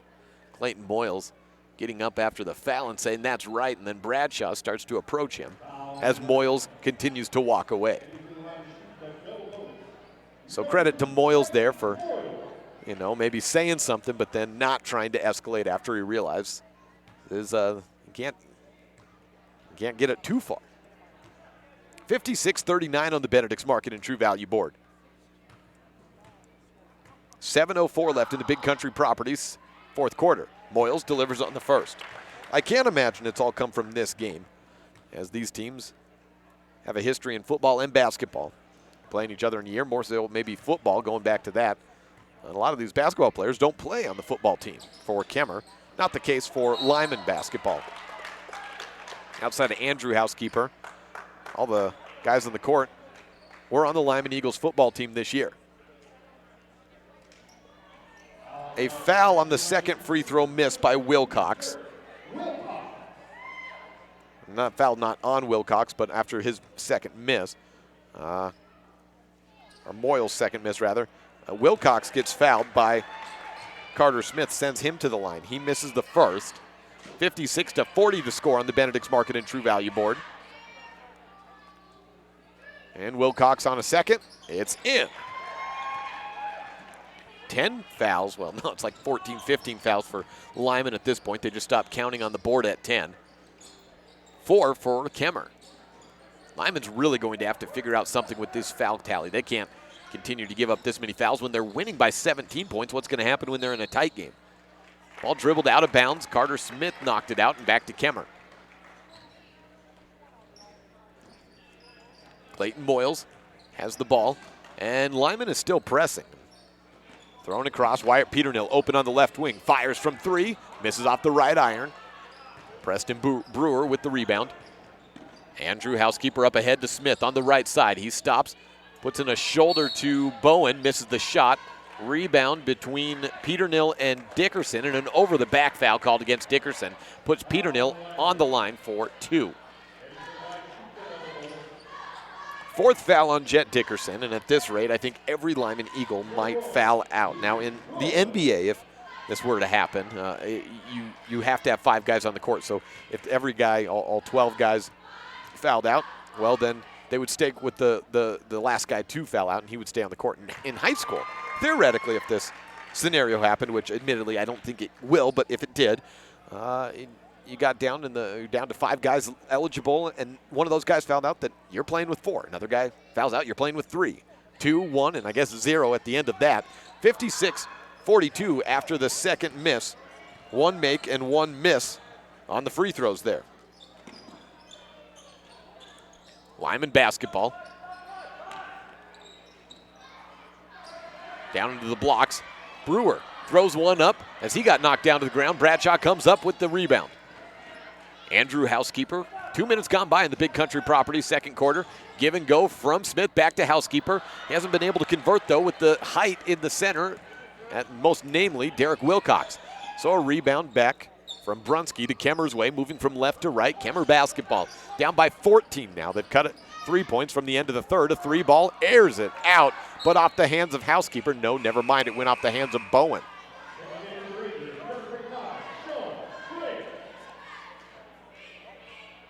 Carter Smith to inbound. 5:45 left in the Big Country Properties fourth quarter. Visit bigcountryproperties.com or give broker Bobby Dalzall a call at 307-782-3356. And whether you're looking to buy or sell, it's the #1 listing and selling agency in the Bridger Valley, with properties both in Uinta and Lincoln County. Brewer with the hoop and the harm off of Wilcox on a little give into the paint and drive in layup. Brewer with his first bucket of the quarter, and an and-one opportunity. Foul number 4 on Wilcox. He's actually one of the few guys for Kemmerer in significant foul trouble. If it's for Lyman, it's just joined the club. Brewer misses the free throw. 16-point lead for Lyman over Kemmerer on the Benedict's Market and True Value board. Throw left side. Peternill, the intended receiver from Moyles, but the ball went out of bounds, last touched by Lyman.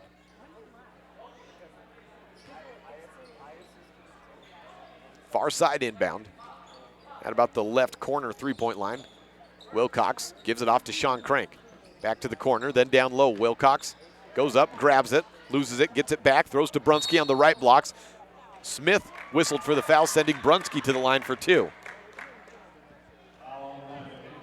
5:12 left, 58-42 on the Benedict's Market and True Value board. Fourth foul on Carter Smith. So I've got Jet Dickerson with 4, Carter Smith with 4, Alex Bradshaw with 4, Brigham Fanis with 3, Preston Brewer with 3, and then 2 fouls for Braxton Bradshaw, Jesse Fanis, 2 fouls for McCoy Smith, 1 foul for Andrew Housekeeper, and 1 for Ashton Housekeeper.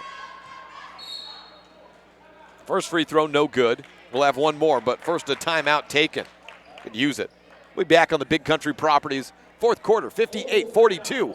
Kemmerer trails Lyman on the Benedict's Market and True Value board. This is a First Bank presentation of Lyman basketball on MyLocalRadio.com.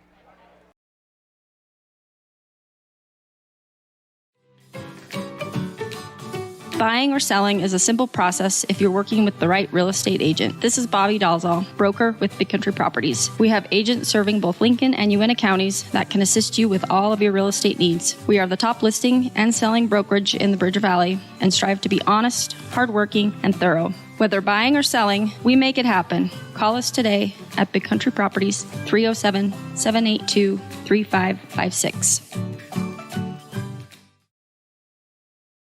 Sometimes getting the whole family scheduled for a dental appointment is hard. Different days, different times, and then how do you pay for it all? These problems have been solved by Black's Fork Dental in Mountain View because we serve patients of all ages. It's easy to schedule the whole family on the same day, so you just make one trip. We accept most insurances, and if you don't have insurance, we offer an in-house discount so the whole family can have a healthy smile. Don't wait. Call today. Black's Fork Dental in Mountain View, 307-782-3630. Well, this game could take forever at this pace. 58-42 on the Benedict's Market and True Value board. 5:12 left in the fourth period, brought to you by Big Country Properties. Coulter Brunski in the line for 1 more. We've got a girls' game again after this one, and I don't think Caroline Bradshaw is going to make a starting lineup appearance today. She's going to be already at the play by the time the girls' game gets started. Brunski makes his second, brings the score to 15 points, 58-43. Lyman basketball moving from right to left. Bradshaw zips it over to the left side, then to the corner. Preston Brewer, entry pass into the post to Housekeeper. He misses the shot that bounces off the rim 2 or 3 times and knocked out from behind off Wilcox's hands as they were fighting for it, Wilcox and Housekeeper. Baseline inbound, Jet Dickerson with the basketball to trigger it in. Lofts it up to Carter Smith from the left elbow to the right elbow and then down to the blocks. Brewer goes against Wilcox, gets a step on him but misses the layup short. Rebound Kemmerer. Peternill with the basketball. Wilcox across the timeline, down by 15 points. 4:38 left in the Big Country Properties fourth quarter. An entry pass thwarted by Jet Dickerson, and it's basketball Lyman's way is on another turnover from Kemmerer. 4:25 left as Housekeeper takes it across the timeline, hands off to Dickerson. He's at the little orange basketball circle at the top of the key on this Lyman home court. Reminds you of the old mid-90s Charlotte Hornets or Atlanta Hawks court. Probably about when it was put in. And that was popularized in the NBA. Fast break attempt on the turnover for Kemmerer. Brunski has the ball knocked out of his hands by Bradshaw. 4:08 the clock stops in the Benedict's Market and True Value board, 58-43. Peternill takes the inbound, gives it left side to Moyles. He drives in, short corner pass to the free throw line. Wilcox fires and delivers. 58-45 on the Benedict's Market and True Value board. Wilcox, let's see, he had 2, 4, 6, 7, 8, 7, 9 points, 11, 12, 13, 14 points for Wilcox. In the game, he leads all scorers for Kemmerer. Carter Smith with the basketball. He's tied up. Foul number 6 for Kemmerer. That means everyone's in the bonus after this play. Fourth foul on Sean Crank. Both him and Wilcox playing with 4 fouls. 3 for Brunski. Inbound to Bradshaw. Alex takes it, gives it off to Andrew. Then he throws left wing to Preston. 2 steps through Peternill. Shot doesn't fall, but 2 shots signaled on the foul by Wyatt. 58-45 on the Benedict's Market and True Value board.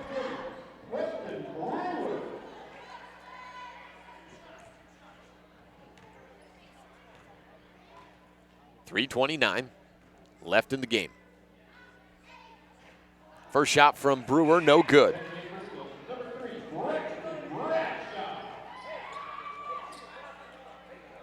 Preston 0 for 2 in the quarter from the line. He missed an and one earlier.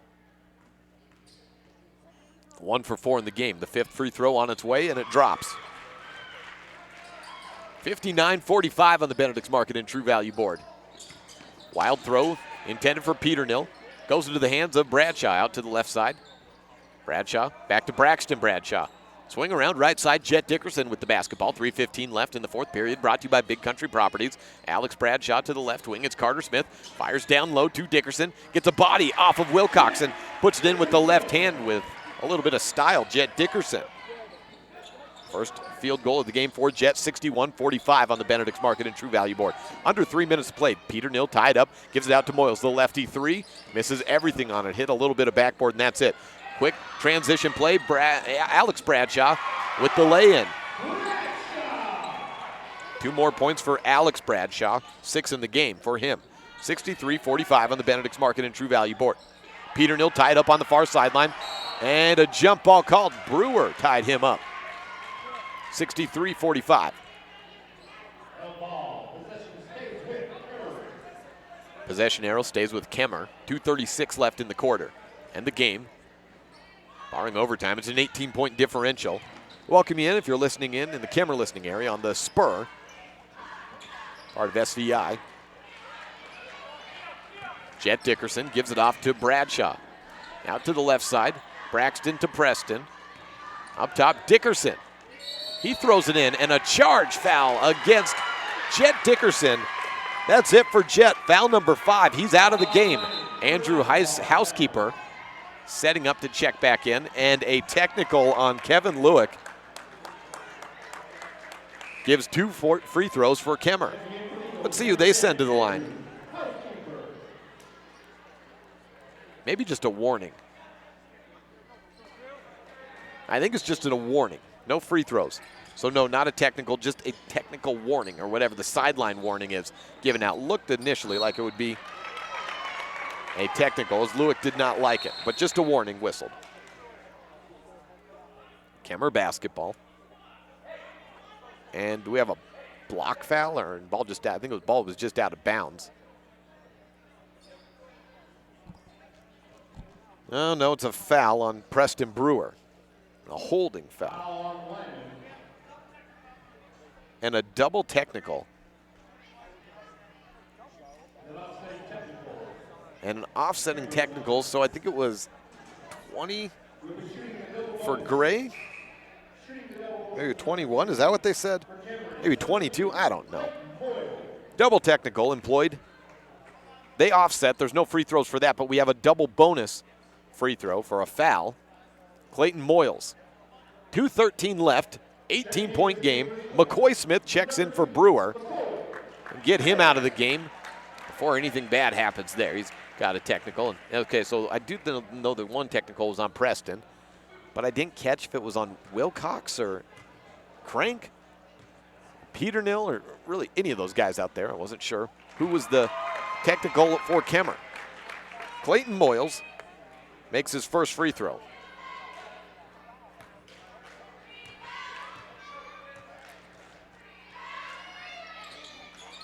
And his second. Should be 47 on the board, and they get both points up now.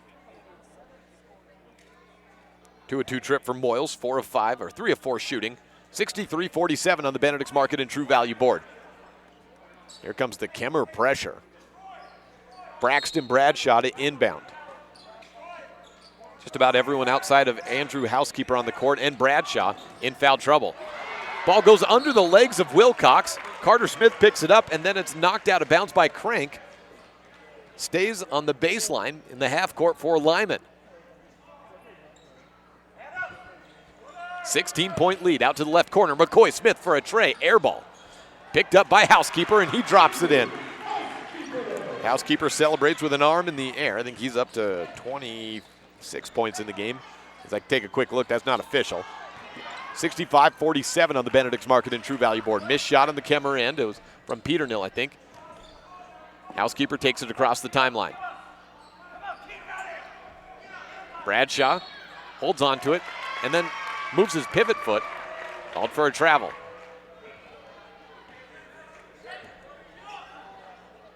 Wyatt Peternil inbounding for Kemmerer. 1:41 left, 65-47 on the Benedict's Market and True Value board. To the right side, Crank to the corner. Peternil a step inside and outside the three-point line. Moyles down low. Wilcox turns around, misses the shot, and a foul called against Braxton Bradshaw on the putback attempt. I think it was Brunski on the shot attempt. Third foul on Bradshaw. 1:31 left.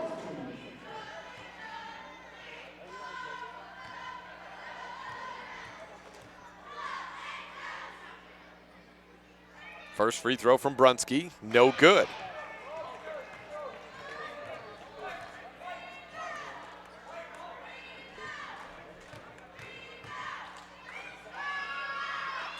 Second free throw just rims out. Crank on the putback attempt, falls.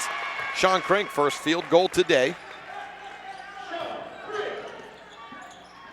And we are down to the final minute and 20 seconds. Fast break attempt from Housekeeper. He gets sent down to the ground, or maybe just fell down. Trying to run through a couple of defenders, picked up by Wilcox. And Housekeeper went down, sailing down to the ground. Wilcox pushed him and then slammed the basketball. And then he says he was getting in my face. I think that's got to be a technical, as Housekeeper went scooting down to the ground, and I think that might be two technicals, and he's gone. He was just walking to the sideline. Wilcox was, that was his, I guess it was his fifth foul either way, but a technical foul signaled, an intentional foul and a technical, both on Wilcox, I believe, and either one would have been his fifth. Jake Campman checks in.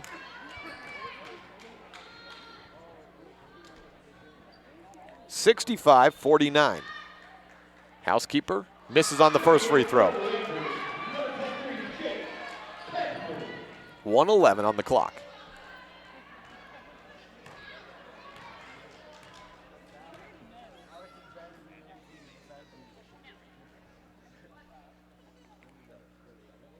Second free throw in. So I think he gets two more with the intentional and the technical foul. Setting up for another free throw.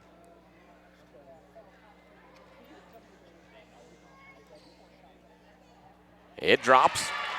And one more for Housekeeper. Rarely seen 4 free throws in a row.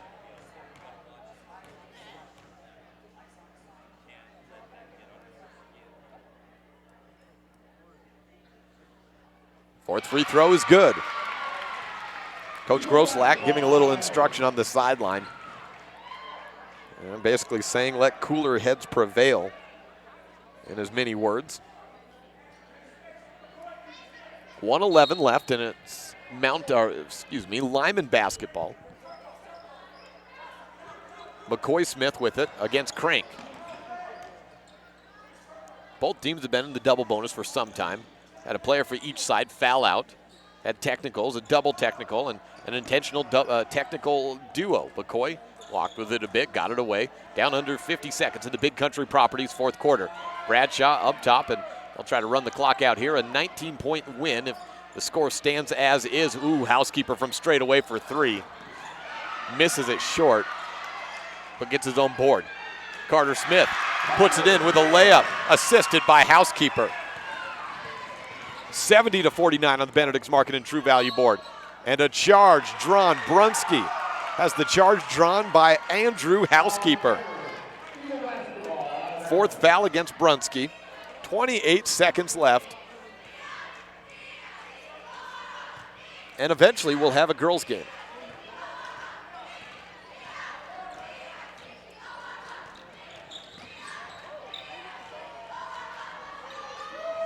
Shot from Housekeeper, and Lyman's not letting go even with the lead of 21 points. They're still trying to add on, and the game as chippy as this, I might just let it end.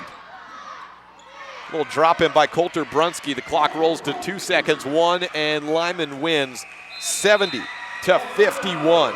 The final on the Benedict's Market and True Value board. Lyman moves to 1-1 on the season. Kemmerer drops to 0-2. We'll take a quick break, hand out the Dr. McKay Franco Precision Play of the Game, and then take an extended break, getting set for the girls' contest coming up in about 10-12 minutes from now. This is a First Bank presentation of Lyman basketball on MyLocalRadio.com and for Kemmerer, locally on the Spur.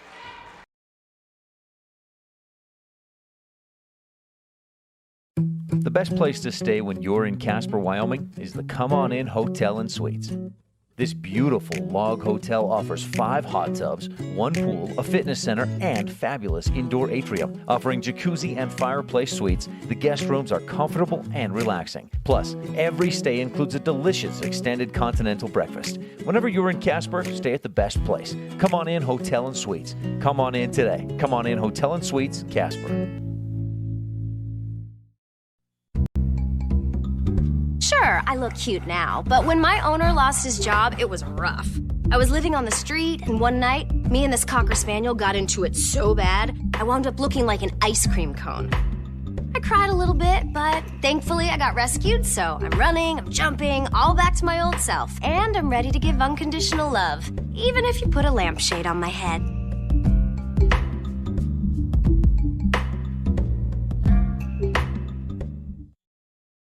You're in good hands when you choose Dr. Stosage and Dr. Buick at Wyoming Dental Specialties for dental implants and wisdom tooth extractions. They work with passion and focus. They use techniques and technologies that are modern and precise. With 2 decades of experience, their skills are highly specialized. If you need teeth extractions or dental implants placed, come see Dr. Stosage or Dr. Buick at Wyoming Dental Specialties, 50 Park Road, or call us at 307-789-9034.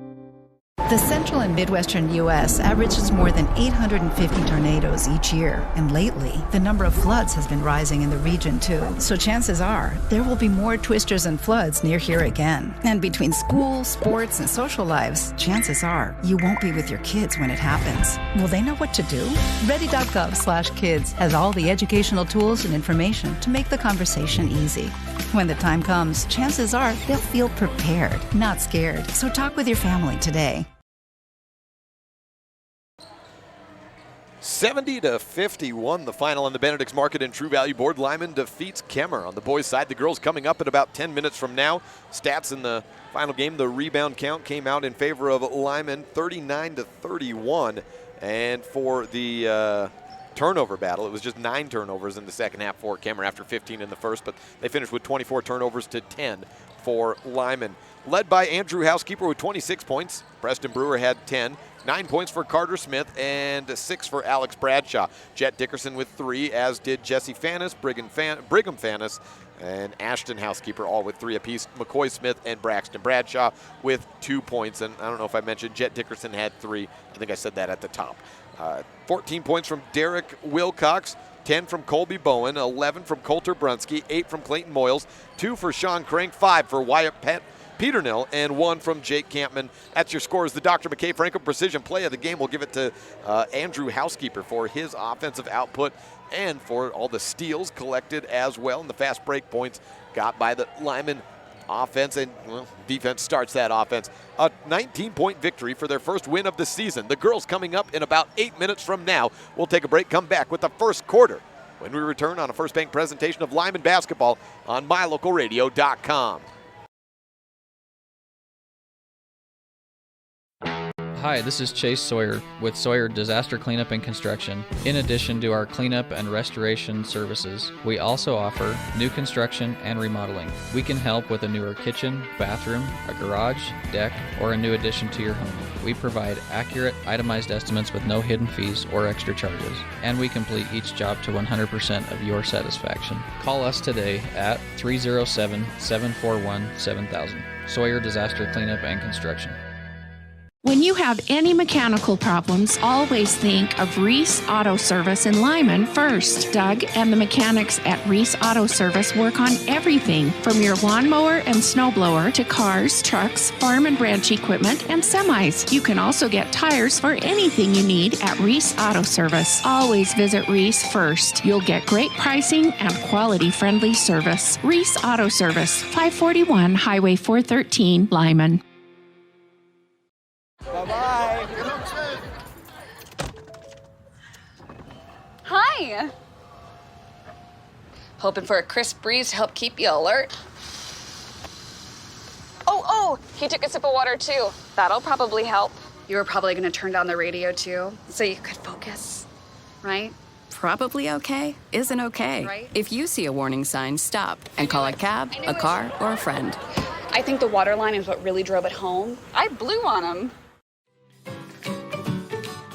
Buying or selling is a simple process if you're working with the right real estate agent. This is Bobby Dalzall, broker with Big Country Properties. We have agents serving both Lincoln and Uintah counties that can assist you with all of your real estate needs. We are the top listing and selling brokerage in the Bridger Valley and strive to be honest, hardworking, and thorough. Whether buying or selling, we make it happen. Call us today at Big Country Properties, 307-782-3556.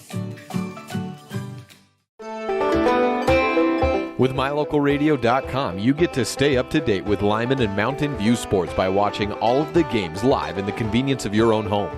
Now you get to keep up with your coaches, athletes, and teachers throughout the week with the Bridger Valley Coaches Corner.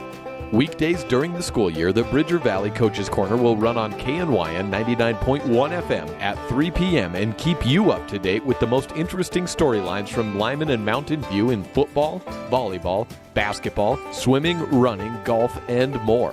We'll also check in with different students and teachers from the two schools throughout the year. 3 p.m. Monday through Friday on KNYN 99.1 FM is the Bridger Valley Coaches Show presented by MyLocalRadio.com. Stay connected. Hello, this is Dr. McKay Franklin. Something I've really enjoyed as a dentist over the past 20 years are the lasting friendships that I've formed with many of my patients. My staff is really great, and we try hard to make sure that every patient feels a warm welcome. It doesn't matter if it's your first visit or if you've been with us for years. Every patient is welcome and always appreciated. Our goal is to provide the best dental care possible at reasonable rates. Please call us today to schedule your appointment at 307-789-8910. Go Red Devils! Because of you, I felt hopeless. I know it was a joke, but it still hurt me. Because of you, I felt wanted and not alone in this world. Because you said hi to me on the first day of school, I felt included, and I knew that I was going to be okay.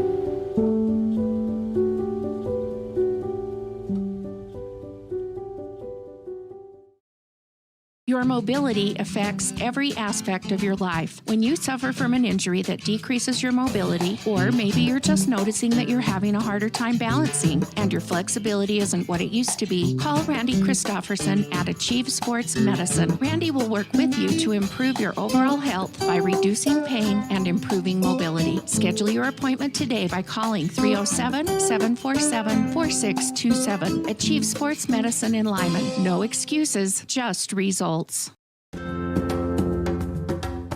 Do you like following your Mountain View and Lyman athletics when you can't make it to the game? Well, we love bringing it to you. Hi, I'm Jake Hibbard, voice of the Mountain View Buffaloes and Lyman Eagles, and I've been traveling around the state of Wyoming and covering high school sports for the better part of a decade. Whether it's covering a big culminating event at the Casper Event Center, calling a tightly contested Mountain View Lyman game, the greatest rivalry in this state, or kicking back and enjoying the views at one of this state's many hidden gems like the ballpark in Cowley, Wyoming, there's a few things I always see. There's officials trying their hardest, coaches sweating it out on the sidelines, and there's always a ton of support for these athletes from the entire community. MyLocalRadio.com would like to take a moment to thank all of its sponsors for making today's video coverage possible. Without all of us working together, none of this could happen. If you would like to support our future video broadcasts of Lyman and Mountain View sports, there's a few ways you can let us know. The first is you can call our home office in Evanston, Wyoming at 307-789-8116 and let them know that you would like to know more about how you can become a sponsor of Bridger Valley Sports. The other is you can just come up to me before or after a game and ask for more information. We've got a lot of different tiers of sponsorship and we'll find the perfect one for you. We would love for you to join the MyLocalRadio.com and Bridger Valley Sports family and help us continue to bring these games for years to come. That number again to call for the Evanston office is 307-789-8116. Or just come up and see me at one of the games and let me help you help us. And remember, go Eagles and go Buffs.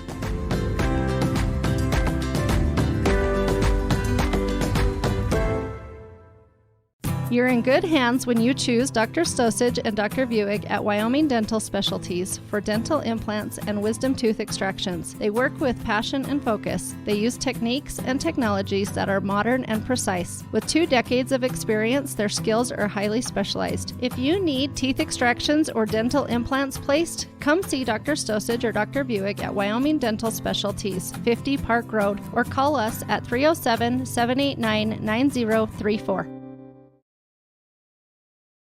Very short, Sawyer's Disaster Cleanup and Construction pregame show. Let's hear from Jason Hansen, head coach of the Lyman Eagles, as we get ready for this girls contest, Lyman versus Kemmerer. Jason Hansen, head coach of the Lyman girls basketball program. It's here. How do you feel about a new season upon you? Good. I feel excited. Got a whole new, different team, a lot different than last year. We'll be doing a lot of stuff that's kind of new. The best place to stay when you're in Casper, Wyoming is the Come On In Hotel and Suites. This beautiful log hotel offers 5 hot tubs, 1 pool, a fitness center, and fabulous indoor atrium. Offering jacuzzi and fireplace suites, the guest rooms are comfortable and relaxing. Plus, every stay includes a delicious extended continental breakfast. Whenever you're in Casper, stay at the best place. Come On In Hotel and Suites. Come on in today. Come On In Hotel and Suites, Casper. You're in good hands when you choose Dr. Stosage and Dr. Buick at Wyoming Dental Specialties for dental implants and wisdom tooth extractions. They work with passion and focus. Kevin Lewick joins me. Jason Hansen, head coach of the Lyman girls basketball program. It's here. How do you feel about a new season upon you? Good. I feel excited. Got a whole new, different team, a lot different than last year. We'll be doing a lot of stuff that's kind of new for the girls, and so we're excited to get started. What's changing outside of personnel for this program as far as what's going to be new, what's going to be different looks out there? I think our style will change a little bit. We'll be maybe a little bit more balanced. We'll be, looking where every player can play every position, and that'll be a new change for us. You have 3 players who played a lot of varsity minutes last year. Other than that, you got a lot of new girls in. What can we expect out of some of these returners and new girls coming into the program? Well, with our returners, we expect them to kind of lead us and be the, they have the experience. So in big games, we'll probably be leaning on them to, make plays. And then the newcomers, they got some minutes last year on varsity here and there, and so I expect them to do some good stuff too. I don't expect them to just, this is their first rodeo. I expect them to contribute. Tell me a little bit about what you were telling me earlier, that you don't necessarily have a plan for one person to carry the lion's share of point guard duties necessarily, that you're going to be having multiple players set up the offense. Yeah, I have 3 or 4 girls that can handle the ball this year, and I think depending on matchups, we're going to be pretty big, and so if a smaller person is, say, for example, guarding Mandy, we're going to go put her in the post and post her up, and so someone else will have to be the point guard on that play. But if, the next time down, maybe they have somebody smaller on Bryce or Charlesy, we'll take advantage of them. So. Well, you have got a lot of games. There's no shortage of games these next 3 days, and then Flaming Gorge, and then you're in Rollins after that, after Christmas and the New Year. Ton of games, doesn't give you too much time to look forward or look back, but a lot of coaches like that early in the year. Yeah, we have basically 8 games in about 7-8 days, and so the girls are going to be tired, but I think for me it's a good judgment of where we're at, what we need to work on moving forward, and it's always good to see what we need to improve on. The opening tip goes Lyman's way. Mandier with a layup to try to start things off. No good. Lyman in the white jerseys, blue numerals and lettering, and Kemmerer in the black. Called for a travel almost immediately out of the break on the first attempt, and possession is Madeline Gregory. Starting lineups for Kemmerer: Kenley Plowman, Kinsey Painter, Madeline Gregory, Samantha Butler, and Austin Benson. For Lyman: Bryce Hansen, Hadley Gross, Charles C. Rose, Mandier, and Nicole Peden. Peden has it out, gives it into the paint for Hansen. She misses long, rebounded by Painter, or Plowman rather. She'll give it ahead to Kinsey Painter. Gives it off left side. Out to the right corner, it's Plowman. Has some options, looks for Butler, down low. The pass intercepted. Benson was the intended receiver. Mandier comes up with the steal, takes it across. Lyman moving from left to right, out on the far sideline. Air goes to the top of the key and dribbles over to the right side. The sophomore, Charles C. Rose, dribbles into the baseline, tries to put a shot up, hits the side of the backboard, and a foul called against Kinsey Painter. And it is in the process of shooting. 2 free throws upcoming for Charles C. Rose.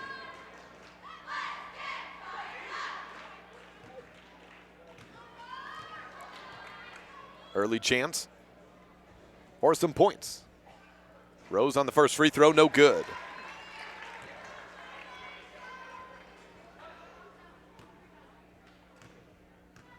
Setting up for a second. At about 7:45, the time for this tip-off. No good. Hadley Gross comes up with the rebound. Bryce Hansen goes down to the ground after it's knocked out of her hands.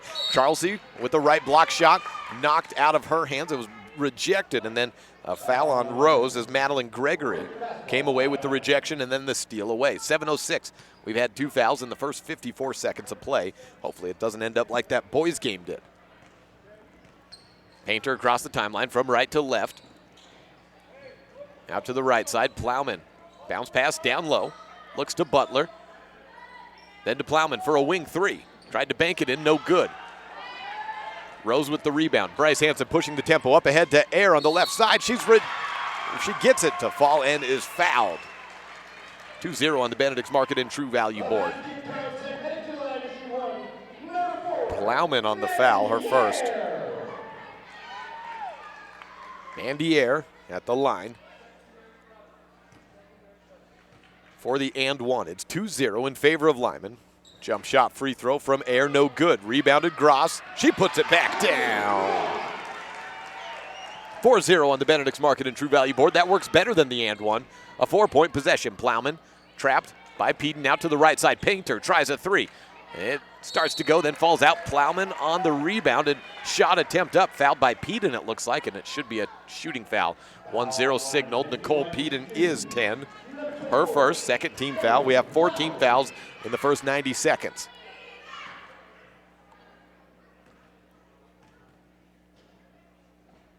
Plowman with her first shot. Hits the back of the rim, then the front, falls down. 4-1 on the Benedict's Market and True Value board.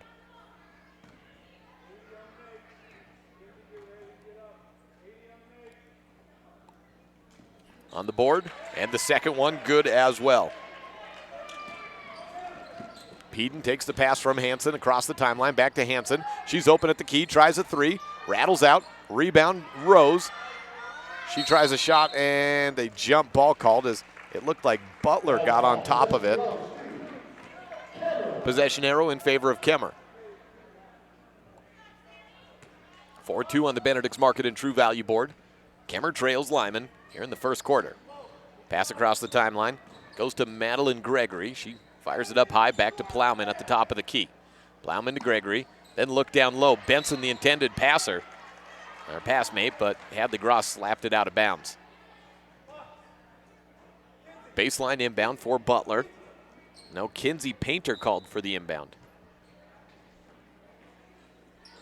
Coach Vagnant made that switch. Painter out to the corner for 3. A whistle blown on the off the ball as the shot was going up. It's a foul by Butler off the ball.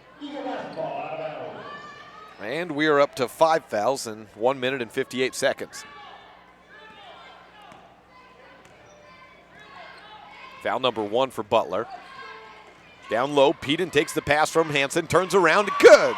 Nothing but net on a turnaround mid-ranger from Nicole Peden. 3 buckets for Lyman, have them up 6-2 on the Benedict's Market and True Value board. Baseline drive, Painter takes the pass, up top to Plowman then. She dribbles one time, gives it over to Benson on the right corner, guarded tightly by Peden. She's swiping at it. Air tries to steal the ball away, and then Charles C. Rose gets the hand on the pass from Painter back to Gregory. Then to Plowman, a pass into the free throw line, errant, and Butler just comes up with it. Painter tries a corner 3, make it a wing 3, misses short. Peden with the rebound. Air running with it on the far sideline. She tries to toe the baseline, does, turns back around and sets up the play. 5:14 left in the opening quarter. Lyman on top of Kemmerer, 6-2 on the Benedict's Market and True Value board. Throw down low to Hansen in the post. It's overthrown and into the hands of Gregory. Plowman down in front. Painter, or Gregory keeps it herself rather, and the layup is good. 6-4 on the Benedict's Market and True Value board. 4:55 left in the opening quarter. Baseline drive, Charles C. gets past 2 players, and Painter ties her up. Jump ball called again, possession arrow. This time stays with Lyman. 3 players in for Lyman. Hope Sinnott in, as well as Madison Harris. And third player in is Raven Heaton. Harris, the inbounder, bounces to Sinnott. Goes off her hand, she gets it back, rejected on the shot. It looked like it was Butler or Benson on the rejection to Gregory at the top of the key. Kemmerer basketball moving from right to left here in the first quarter. 6-4 score. Girls game coming second as it did in the Mountain View doubleheader earlier this morning at 11 and 2, 12:30 p.m. Turnaround shot. Butler ties the game up for Kemmerer. Got it in the right block, spun around, shook her defender and Peden, and had an easy put in. Transition bucket for Nicole Peden.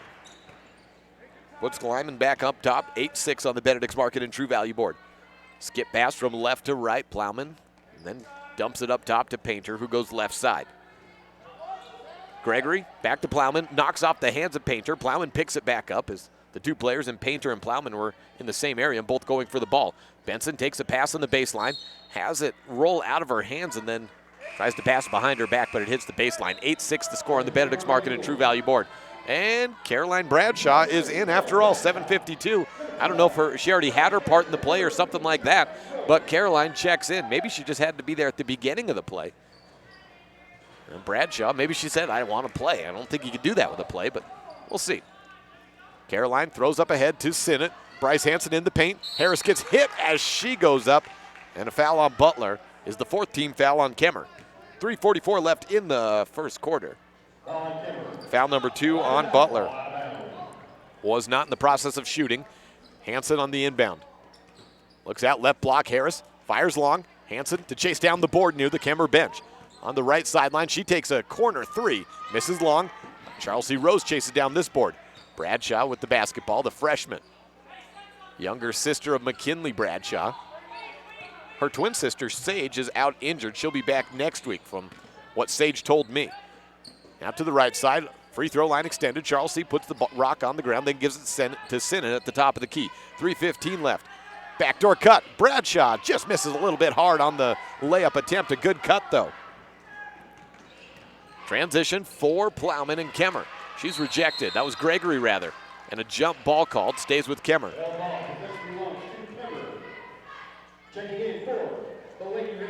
Caroline Bradshaw will guard. Well, she was ready to inbound, but the ball is Kemmerer's. 14 fouls for the Rangers, 2 for Lyman. Kinsey Painter, the inbounder. Doesn't have anyone open. Then goes to the right block. It's Charity Chamberlain, who started yesterday, comes off the bench in today's game. Open on the corner, 4-3. She tries it. It was in, and then it rolls right out.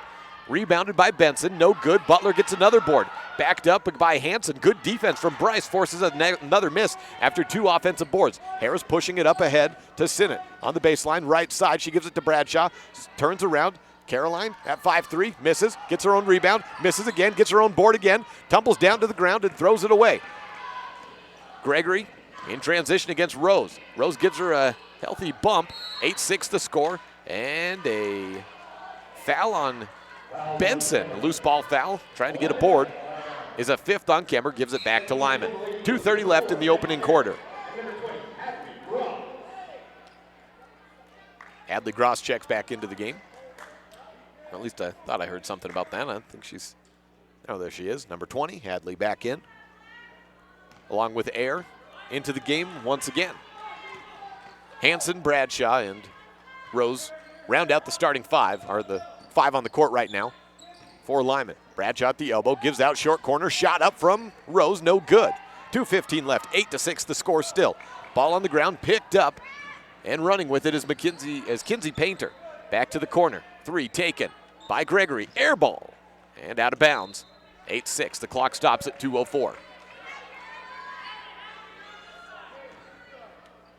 Caroline Bradshaw inbounds to Hanson. Bradshaw gets hit in the head as Hanson went to pass the ball. Bradshaw was looking back to her coach and got hit right in the noggin. Turnover. Short corner shot from Chamberlain. Misses that one, about like she missed her first, just barely. Bradshaw seems to be okay. She's back on the run, tosses left side to Air. Baseline drive from Air, and blocking foul called against Kemmerer. Team foul number 6. It's against Gregory. Madeline Gregory's first. Kinley Plowman replaces Addie Butler.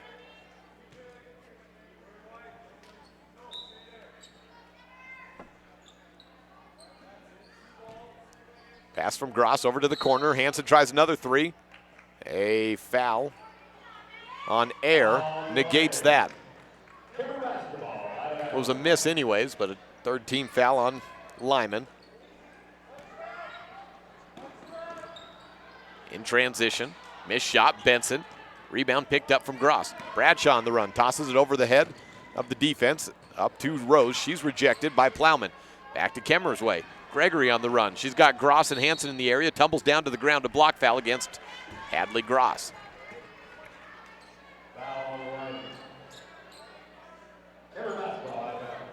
It was on the ground, and that's team foul number 4, so it's on the ground with 1:19 left in the first quarter.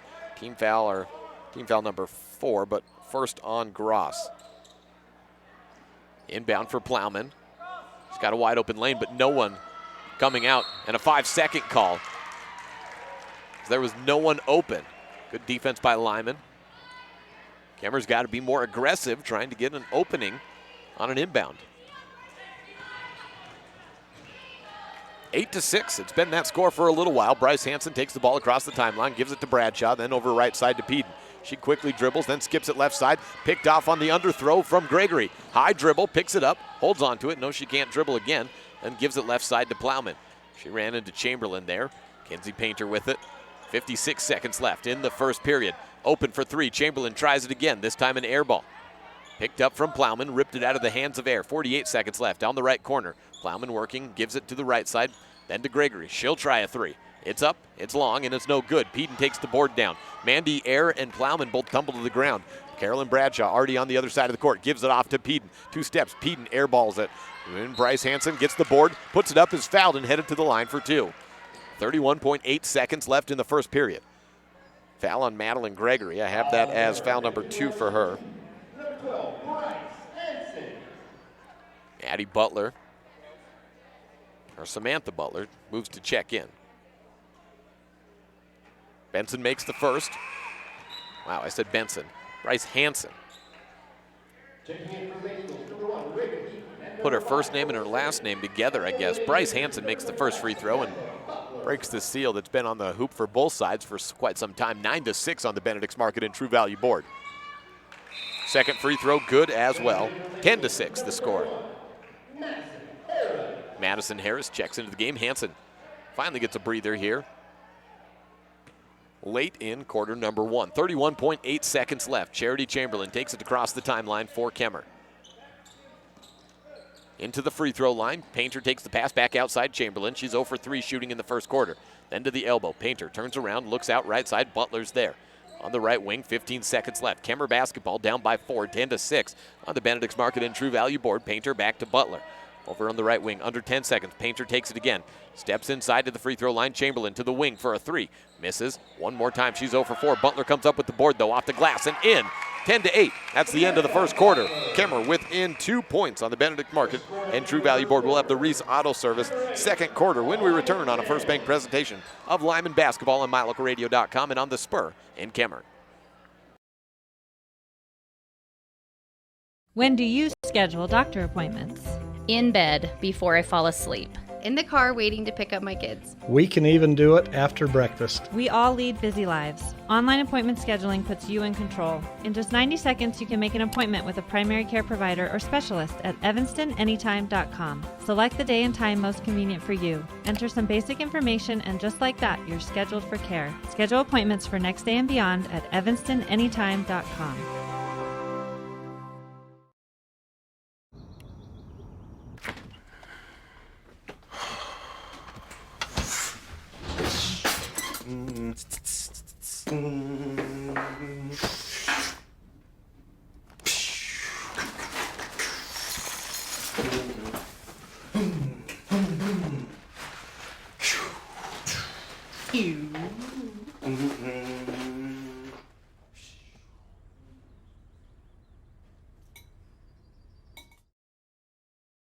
Time for the Reese Auto Service second period.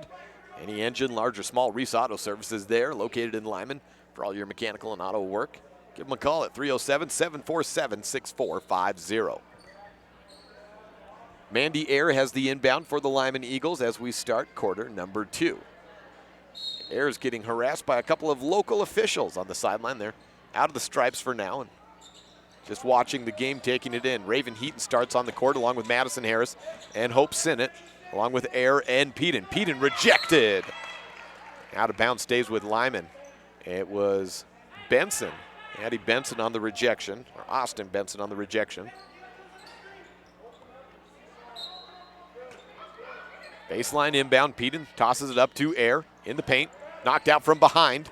Chamberlain got the knockout, but Ayer comes back up with the ball down on the ground, turns around, shoots it, and converts. 12-8 on the Benedict's Market and True Value board. Quarter number 2 brought to you by Reese Auto Service. Chamberlain to the right side, Plowman with the basketball, bounce pass down to the baseline. Butler has it, working against Peden, and she stepped on the baseline, a turnover. Kemmerer turns it over, 12-8 on the Benedict's Market and True Value board. Raven Heaton takes it across the timeline. Peden takes it at the free throw line. Lost the ball or had an errant pass intended for Sinnett. Either way, it's a turnover for Kemmerer, or for Lyman to Kemmerer. 12-8 on the Benedict's Market and True Value board.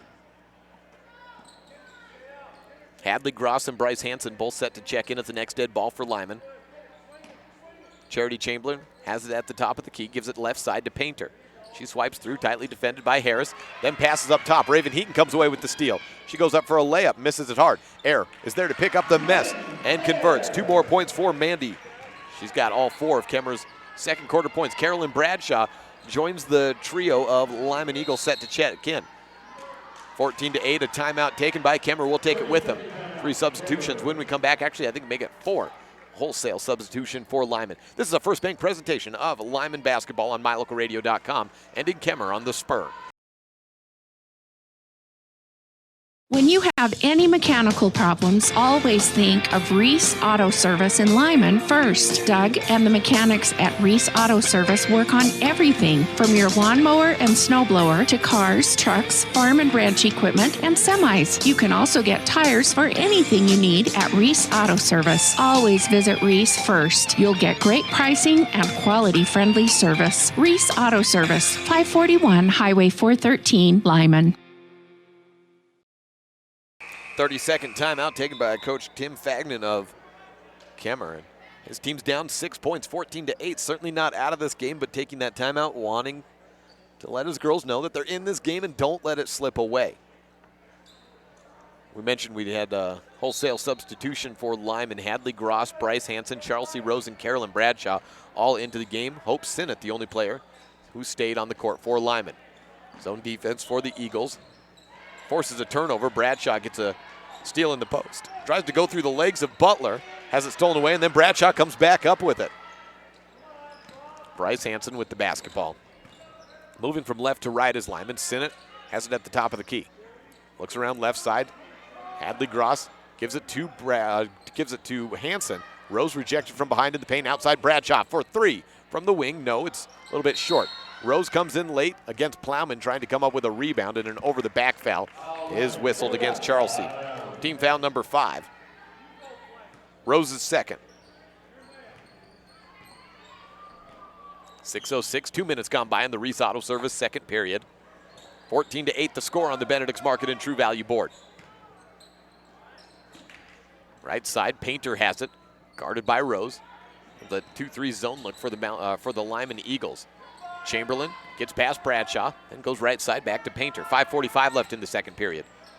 Madeline Gregory on the court for Kemmerer, gives it right side on the wing to Chamberlain. She drives in baseline, bounces it to Butler, tries to find Plowman in the paint, can't do it. Ball down on the ground. 3 players down for it, and Hope Sinnott, last player to have hands on it. A jump ball called between her and Plowman.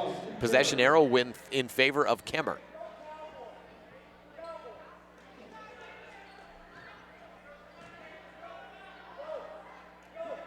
Baseline inbound. Plowman out to the right side. Chamberlain down to the corner. Baseline.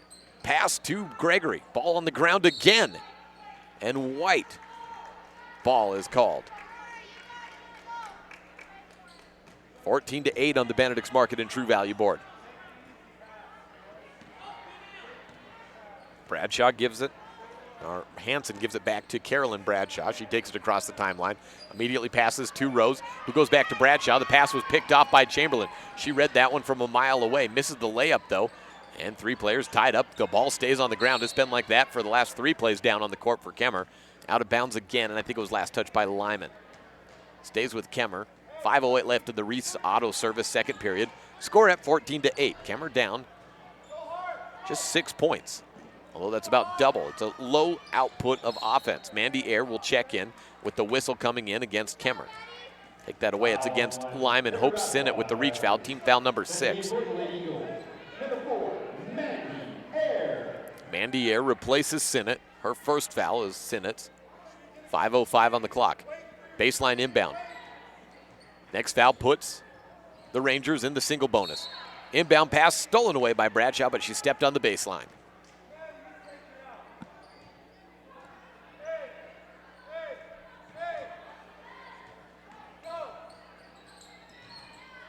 Madeline Gregory triggering it into Chamberlain. Inside the free throw line, rejection from Hansen, then one more, but a body foul called for the second shot. Free throws for Chamberlain. 5:01 the clock stops. Nicole Peden setting to check in for Lyman and for Kemmerer. Austin Benson to come in. 2 shots for Chamberlain. First one no good. Missed long. It was a line drive shot. Peden replaces Rose, and Plowman out in favor of Benson. Second shot for Charity Chamberlain is in. Taking it across the timeline is Bryce Hansen. Gives it off to Bradshaw. 4:54, turnaround at the free throw line, back out right wing, 3 by Hansen. No good. Would have been assisted by Hadley Gross on the play. Aaron Butler battling for the boards. Samantha Butler the winner. 14-9. Transition. Gregory throws down to the baseline. Wildly working in a throwaway. Bradshaw goes against 3 defenders. Called for a double dribble. 14-9 on the Benedict's Market and True Value board.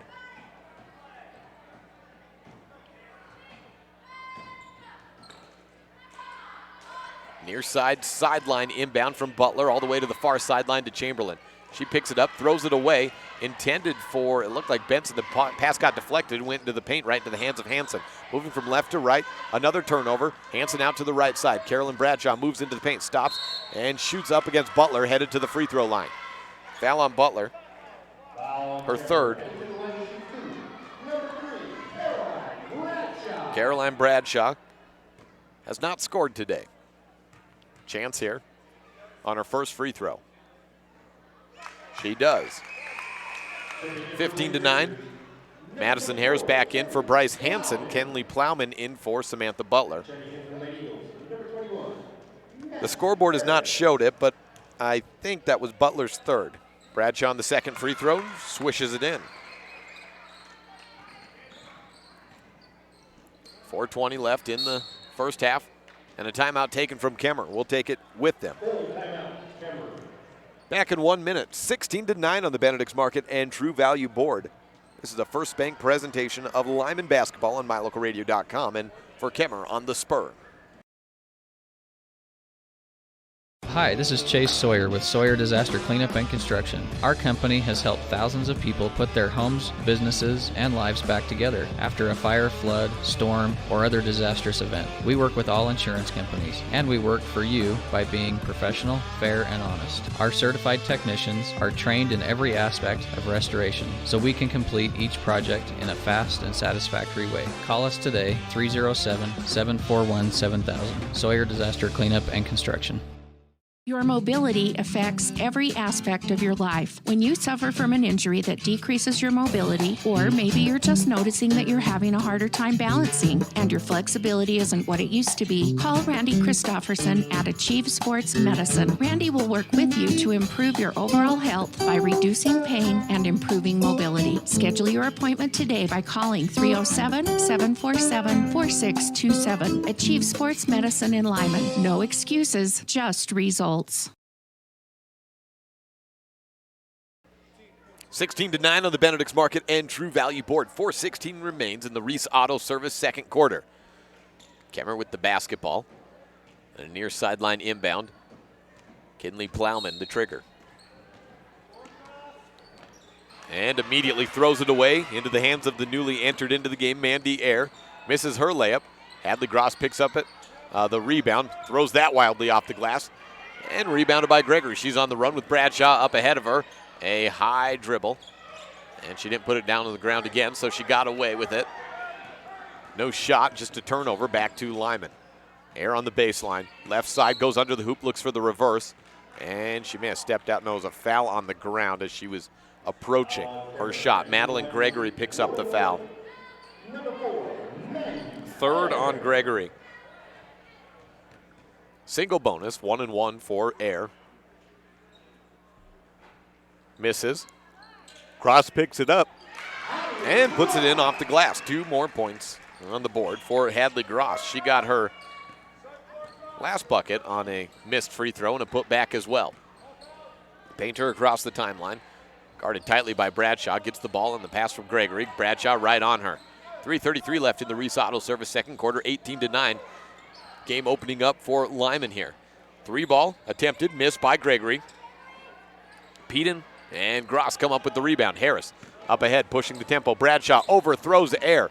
She throws it behind her back, stays in bounds, but into the hands of Kinsey Painter for Lyman. Turnover on the play.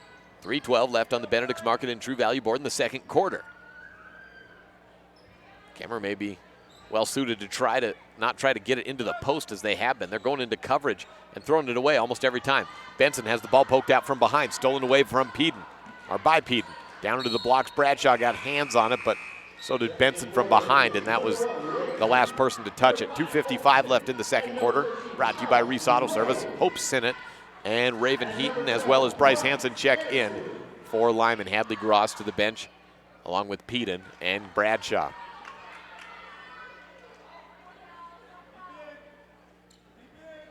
High pass to Hansen. She shoots it from 10 feet out, and Chamberlain called for a foul. 2 shots. 18-9 with 2:53 left in the first half. Foul number 1 for Chamberlain. Free throw by Hansen's good. Bryce has 3 points, all from the line. Now 4. She's perfect from the line, but hasn't got any of her field goals to fall in. Under 3 to play, 20-9 the score on the Benedict's Market and True Value board. Chamberlain fires from 3, misses. Rebound, Gregory, put back, good. 20-11 on the Benedict's Market and True Value board. Gregory with her first bucket. 2:38, Raven Heaton playing the point, takes it across, gives it off to Hansen. Hansen working at the top of the key. Scoots it over to Harris, who fires down to the blocks, and Rose converts from point-blank range. 22-11. Gregory in transition. Backs up against Hansen. Now setting up in the half court. Kinsey Painter has it on the left wing. Dribbles to the top of the key. Moves to the left and gives it off to Gregory. Skip to the right side is Chamberlain. She runs into two defenders. Off to Painter. Corner three. Fired up. Airballed. Hansen looks to save it. Does. And stepped on the baseline. Back Kemmerer's way. 2:02 left. 22-11 on the Benedict's Market and True Value board. Samantha Butler replaces Madeline Gregory.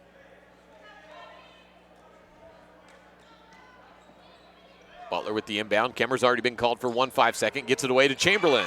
On the right blocks. Bank shot in. Chamberlain, 3 points in the quarter. 22-13 on the Benedict's Market and True Value board. Hansen traveled in the paint. Turnover for Lyman.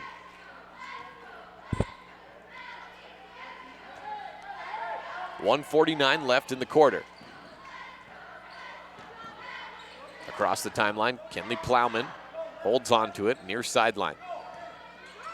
Works against the 1-3-1 zone defense look of Lyman and then turns it over. Hansen came away with the turnover out to the short corner. It's Heaton firing it over the head to Rose in front of the three-point line. She misses short. Chamberlain on the run, trying to get it ahead, loses her dribble off her foot. Harris touched it last as it goes out of bounds. Stays with Kemmerer. 1:23 left in the first half. Reese Auto Service bringing you the second quarter action. 22-13. Kemmerer down by 9 points. Day 2 of the Bridger Valley Invitational. We'll have one girls game here in Kemmerer, or here in Lyman tomorrow against Farson Eden, and then one girls game in Mountain View against Wind River. Those games at 12:30 and 6:30 respectively. Missed shot by Plowman, rebounded from Hansen. 1:05 left. Hansen backs up on the wing, tries from three. Yes! 25-13 on the Benedict's Market and True Value board. Her first field goal comes from distance. She's got 7 points in the half. 53 seconds left. 25-13. Kemmerer with the possession. Still looking to get anything really to go from the field. Butler is rejected by Hansen. Turns it over. Trying to push the tempo again. Up ahead to Rose. 3 steps and a travel. Turnover back. Kemmerer's way. 3 steps by Rose without putting it on the ground. One dribble would have saved that, although she did get the shot rejected as well. Nicole Peden into the game, as well as Madison Harris, Hadley Gross, Mandy Ayer, and Carolyn Bradshaw for Lyman for the final 39 seconds of the half.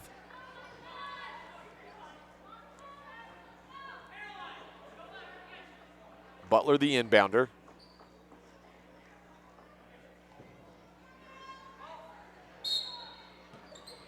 Looking to get it to Painter. Bradshaw falls down to the ground trying to stay tight on Painter. To Gregory, then Butler. 34 seconds left as she takes it across the timeline. Big step, just holds on to the pivot foot, does Butler, and then to Plowman.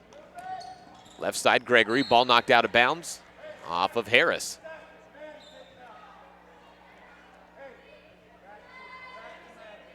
.25 .4 seconds left. Inbounder is Gregory. Up top to Chamberlain, tries a 3 from straight away, bank shot in. 25-16 on the Benedict's Market and True Value board. Chamberlain, 6 points in the quarter, 6 points in the game, 15 seconds left. Now a 9-point lead for Lyman. Mandy Ayer with the ball for the Eagles. Gives it near sideline to Bradshaw, then to the right side. Harris bounce passes down low to Peden. She turns around, loses control of the ball. And a turnover back Kemmerer's way. 5.6 seconds left in the second quarter. 25-16 on the Benedict's Market and True Value board. Painter across the timeline with 2 seconds left. Stops, throws one up, and no good. 25-16. The score after 2 quarters. Lyman leads Kemmerer on the Benedict's Market and True Value board as we wrap up the Reese Auto Service second period. Halftime up next on a First Bank presentation of Lyman basketball on MyLocalRadio.com and in Kemmerer on The Spur. The best live coverage of local sports, weather, local news, and radio classifieds, plus online streaming music, giveaways, and more. It's all on MyLocalRadio.com. Watch as your high school teams clash with their biggest rivals. Listen to the latest from your team's coaches. Catch up on local and regional news and stream your favorite music. Visit mylocalradio.com. Like us on Facebook and stream it all live. When you have any mechanical problems, always think of Reese Auto Service in Lyman first. Doug and the mechanics at Reese Auto Service work on everything from your lawnmower and snowblower to cars, trucks, farm and ranch equipment, and semis. You can also get tires for anything you need at Reese Auto Service. Always visit Reese first. You'll get great pricing and quality-friendly service. Reese Auto Service, 541 Highway 413, Lyman. Toronto Valley Federal Credit Union is a not-for-profit financial institution. When you become a member, you are an owner of the credit union. We believe in people over profit, and that impacts the way we do business from our overall structure down to the smallest detail.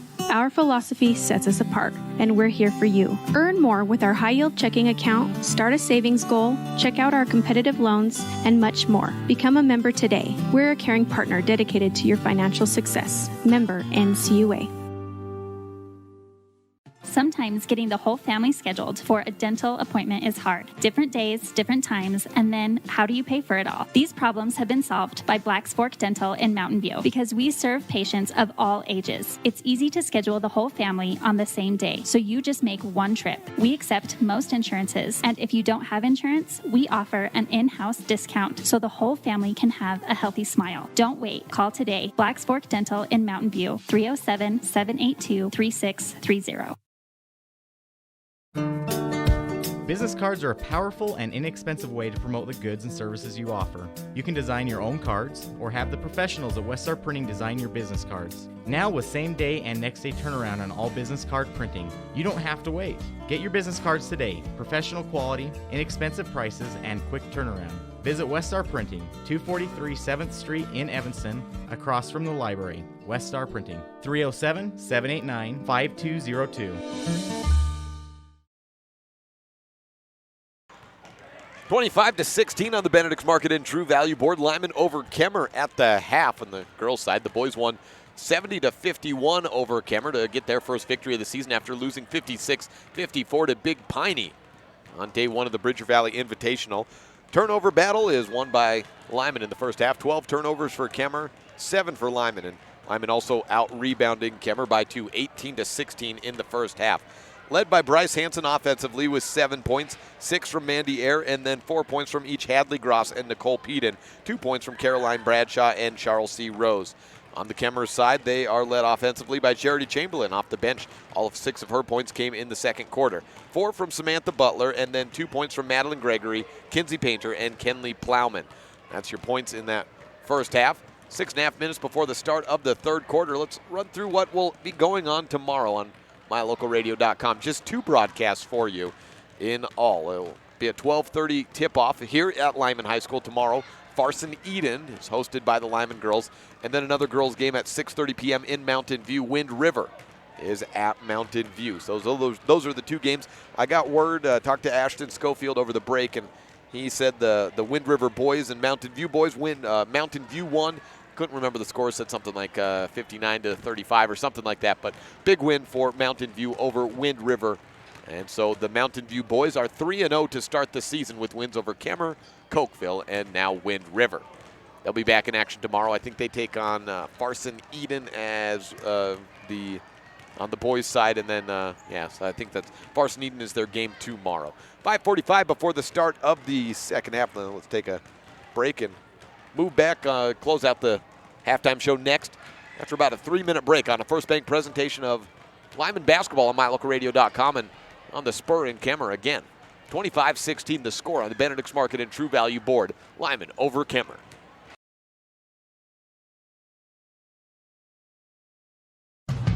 Hi, this is Chase Sawyer with Sawyer Disaster Cleanup and Construction. Our company specializes in fire damage restoration, mold inspection, remediation and testing, flood cleanup, and biohazardous cleanup services. We complete each job to 100% of your satisfaction. Safety is our highest priority, and once we've completed your job, we ensure your home or business will again be a safe place to occupy. Call me, Chase, at 307-741-7000. Sawyer Disaster Cleanup and Construction.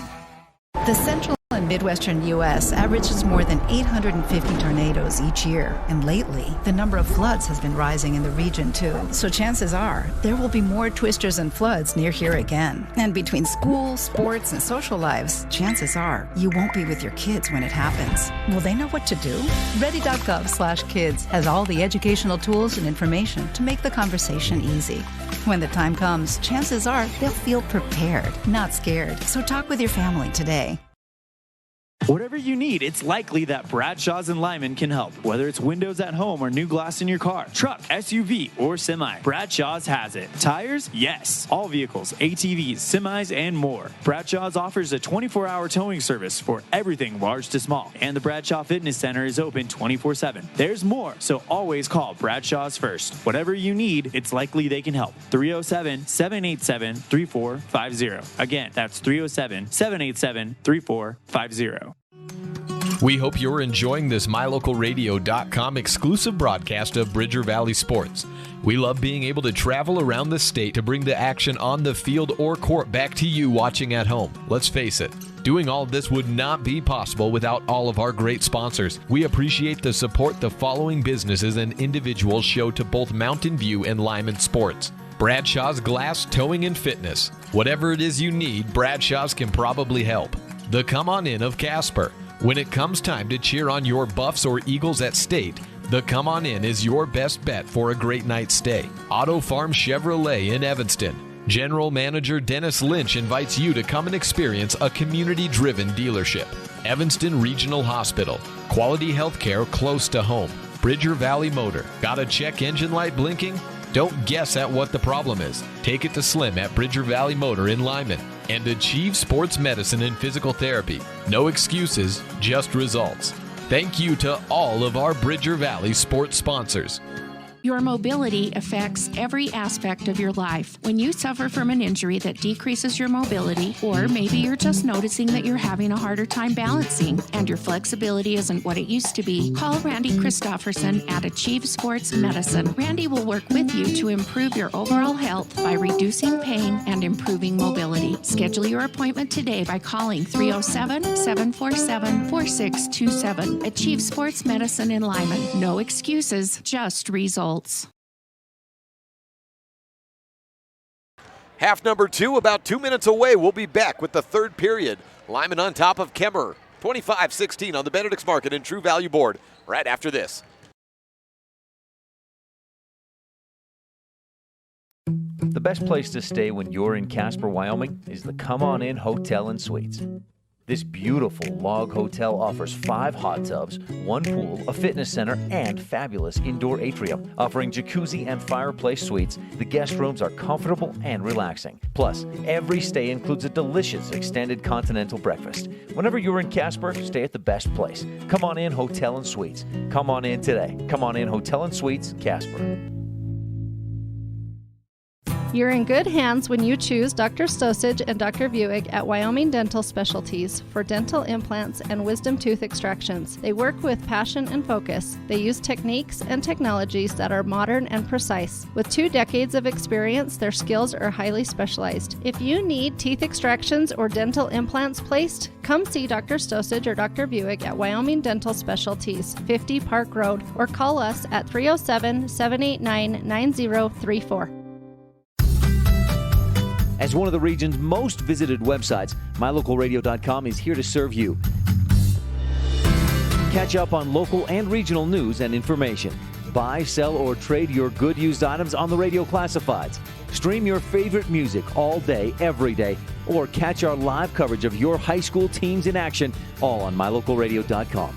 Like us on Facebook so you never miss a giveaway, and visit MyLocalRadio.com today to stream it all live. Sure, I look cute now, but when my owner lost his job, it was rough. I was living on the street, and one night, me and this Cocker Spaniel got into it so bad, I wound up looking like an ice cream cone. I cried a little bit, but thankfully I got rescued, so I'm running, I'm jumping, all back to my old self, and I'm ready to give unconditional love, even if you put a lampshade on my head.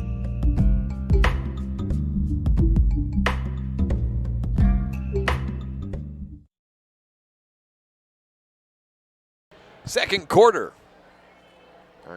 second half. 8 minutes on the clock, ready to go. 25-16 on the Benedict's Market and True Value board. 25-16. The score, Lyman over Kemmerer. 12 turnovers in the first half. I think it was at 12-7. 12 turnovers for Kemmerer, 7 for Lyman in the first and second quarters combined. Yes, indeed. So +5 turnover battle, 1 for Lyman. Lyman basketball to start the third. Wing 3, Bryce Hansen drops the second one. Took her a while to get going. She's into double digits. Got her first 4 points from the free throw line. Has hit 2 field goals from beyond the arc since. 28-16 on the Benedict's Market and True Value board. Kemmerer basketball moving from left to right. Kemmerer in the black jerseys. Red piping, white numerals and lettering. Have Lady on top of the number and then Rangers below it. A travel, I think. Is that a travel? Oh, 5-second call. Thank you. 5-second call against Plowman. Hansen gives it to the right corner. Peden down to the blocks. Turn around. Hansen, our air was open, but instead gives it to Gross. Throws it off the backboard. And she gets fouled and headed to the line.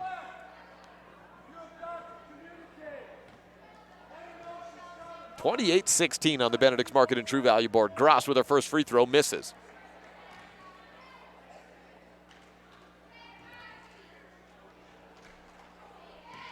Chance for a second. And makes the shot. Gross with 5 points in the game.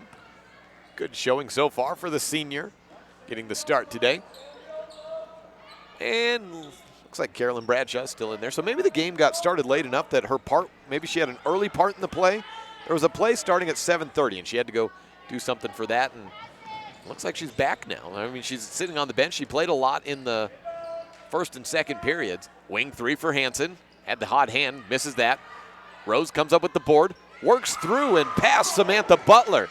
Puts it in from the blocks. 31-16 on the Benedict's Market and True Value board.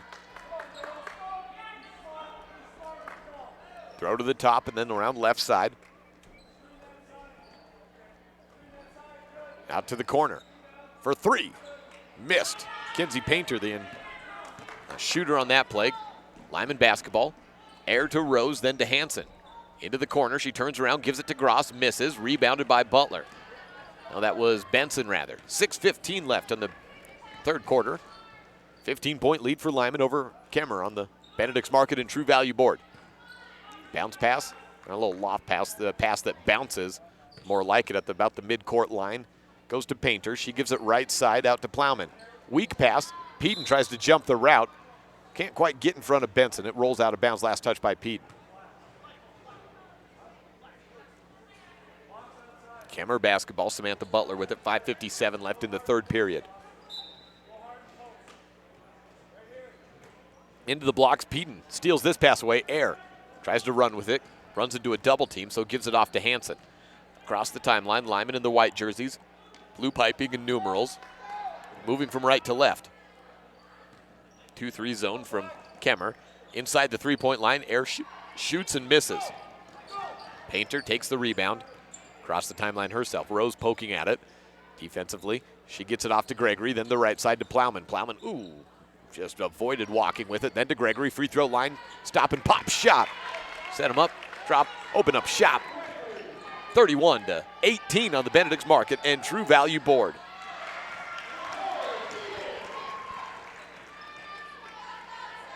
Return fire as Lyman gets 2 back on. I think that was Gross on the shot in transition. Kenley Plowman misses the 3, rebound Hansen.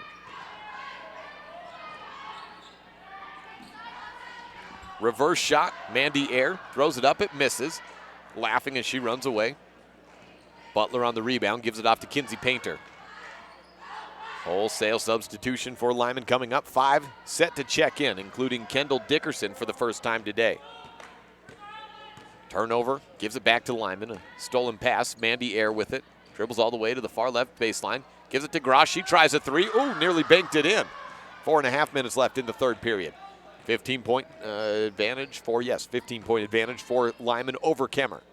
to the free throw, left elbow. Austin Benson drops a jumper. And 5 in, 5 out, I think, for both sides. No timeout taken.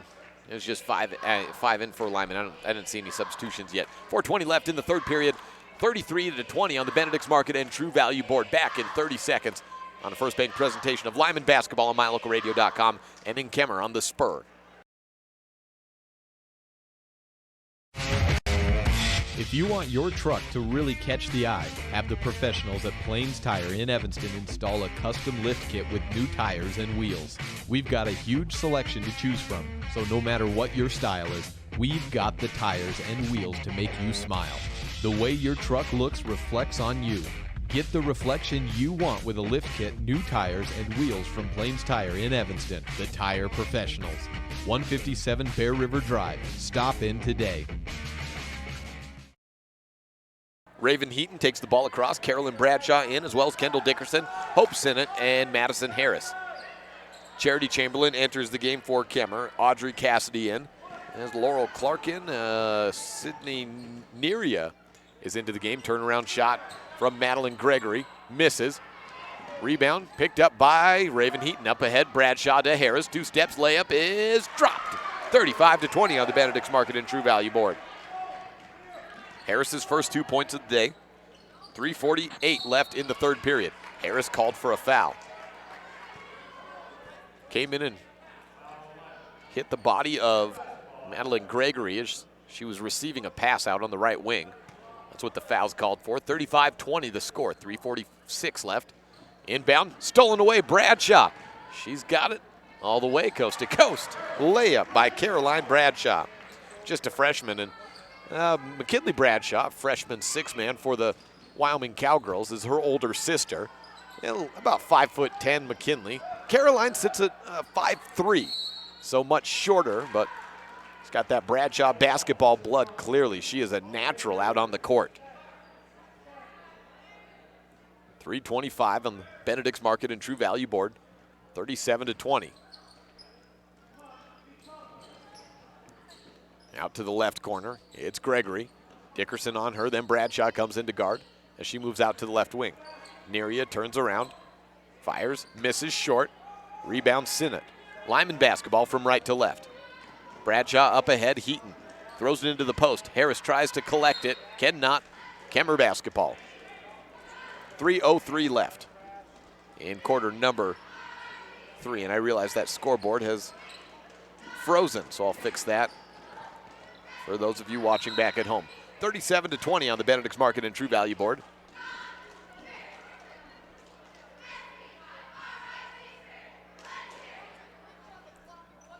Whistle blown, and there was a clock. I think there was a clock question that they need to wind the clock maybe. And they're just going to let it go. 2:57 left. That was the stoppage of play. The clock was not moving. Inbound for Kemmerer. To the left, blocks Gregory. Misses over Dickerson. A rebound collected from Benson, and she's fouled. I think it's against McKendall Dickerson. It is. First foul on Kendall. Big part of the volleyball team that fell just shy of a state tournament berth earlier in the fall season. Kendall is sophomore middle, playing in the post here as a sophomore, and a few varsity minutes. 2:51 left in the third period. Benson misses the first free throw.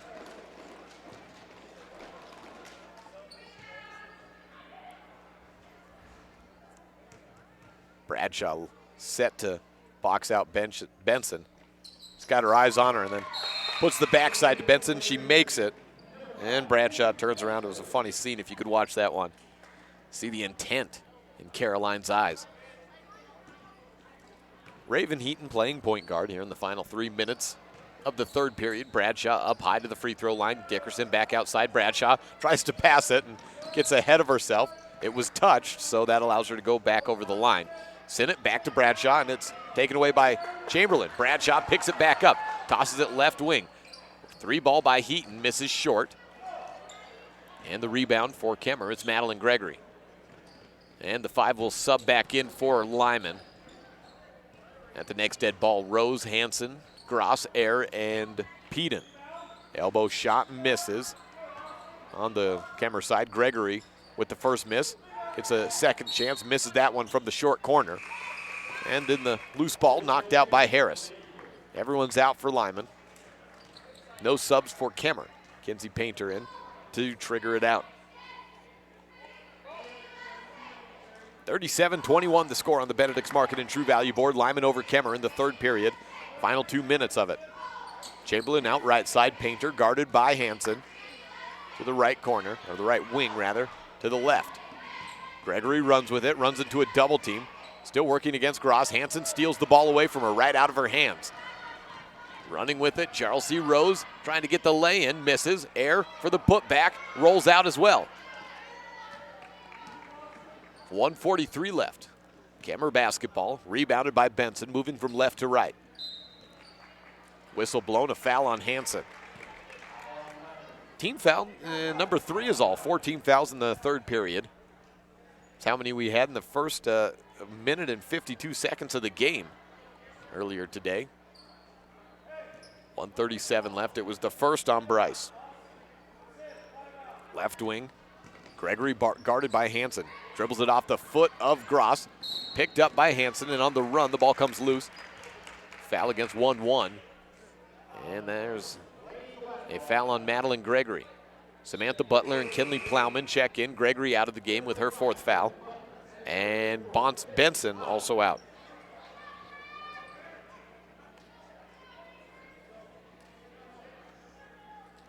Team foul number 2 for Lyman. Rose playing some point guard here. Has a pass to Peden at the free throw line. Throws it down to Gross, and it's over her head. Turnover late in the third period. 1:18 left in the quarter. 37-21 on the Benedict's Market and True Value board. Kinley Plowman passes ahead to Painter. Then to the left side, it's Butler with it. She fires it back to Plowman. Left corner, Gregory has it. Zone defense is keeping Kemmerer at bay offensively, down to 1:02 left. Hansen tries to tie up Gregory, but called for a reach-in foul. Grabbing it in, it's her second. 4th team foul for Lyman, 16-point lead on the Benedict's Market and True Value board. Plowman inbounding from the far sideline, 59 seconds in, ticking away in the third period. A lot of turnovers for Kemmerer today, one more. Mandy Air comes away with a steal, throws it ahead to Rose on her knees, and a lay-in by Rose is good. 6 points from Charles C. Rose, the sophomore. Steal from Hansen. Another turnover and a foul from behind. That's Gregory's 5th. She got back into the game after coming out for a second here. And that's it. 39 seconds left in the third period. Madeline Gregory is done for the day. Don't usually see a player foul out with 39 seconds left in the third period. 39-21 the score. Third team foul for Kemmerer. Out to the right side on the inbound. Hansen gets it back from Gross.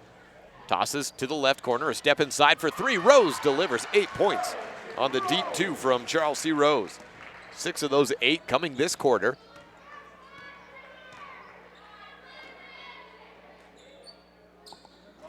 Kemmerer basketball. Butler has it. Drives in, dishes out to the corner. High shot from Plowman.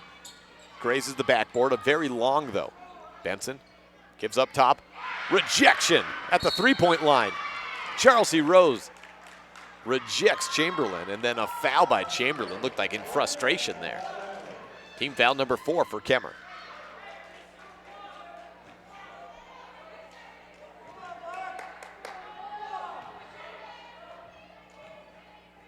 Inbound to Hansen, and then throws it to Air down in the blocks. Clock keeps running, and they move it back to 5.4 seconds.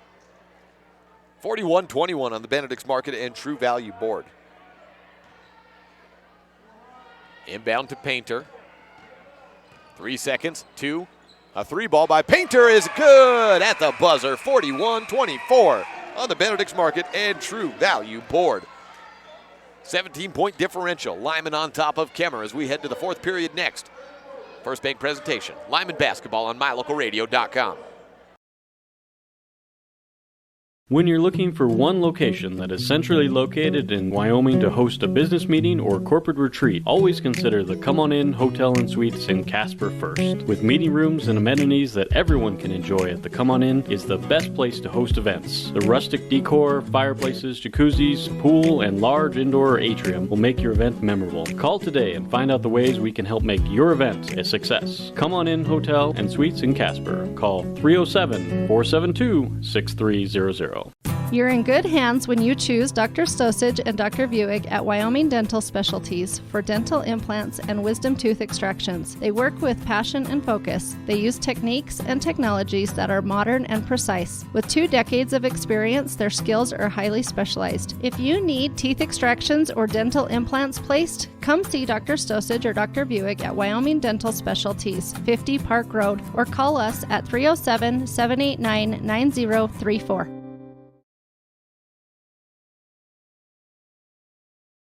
Fourth quarter has Lyman on top, 41-24 on the Benedict's Market and True Value board. 12 turnovers in the first half for Kemmerer. Well, they had 9 more in the third period. Lyman basketball, they had just 1 turnover in that third quarter. And getting that offense really working. Peden close to the sideline, out of bounds area, and a push-off foul off the ball on Lyman. Is that against Mandy Ayer? It was not off the ball. It was Ayer who had the ball. She got caught for an elbow.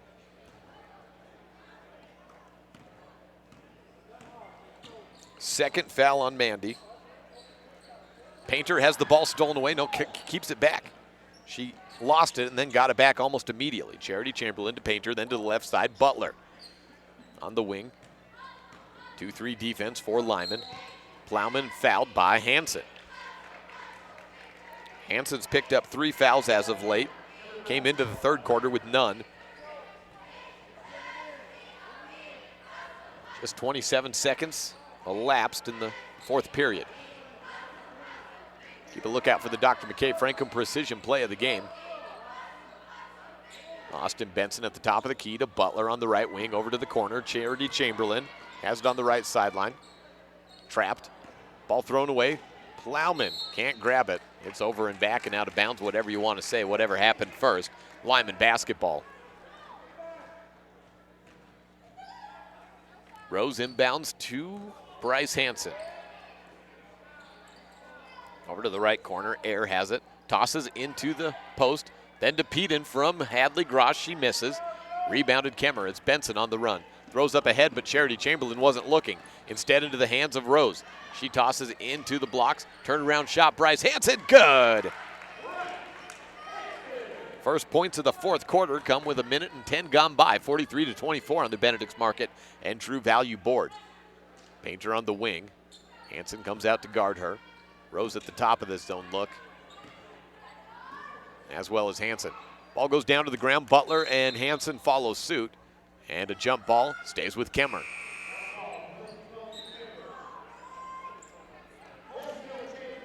Five in, 5 out.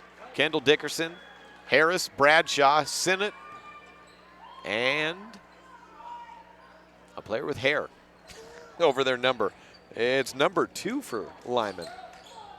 I don't have her on my listed roster. There we go. Ryan Thomas, a junior, in for Lyman. I had her on my roster, just didn't have her anticipating to get any time today, so here she is. Getting some varsity minutes, 43-24. Pass up to Benson. Kemmerer basketball moving from left to right on the dial. 6:10 left in the fourth period. Butler out to the short corner, into the blocks. Chamberlain is fouled and headed to the line.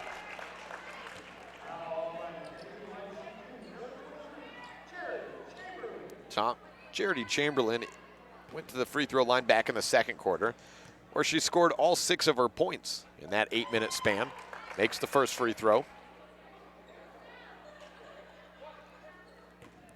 Back at it, 12:30 p.m. tomorrow against Farson Eden. We'll have the Lyman girls game against Farson. Misses the second free throw. Rebounded by Benson, and she's fouled and head back to the line. Fouls are piling up for Lyman at this point in a game that seems to be well in hand for the Eagles.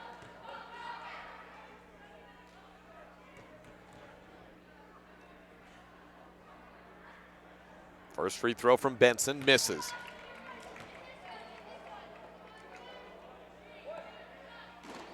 Six minutes and 3 seconds left in quarter number 4. 43-25 the score. Benson looking to cut the lead to 17. Shoots her second free throw and makes it.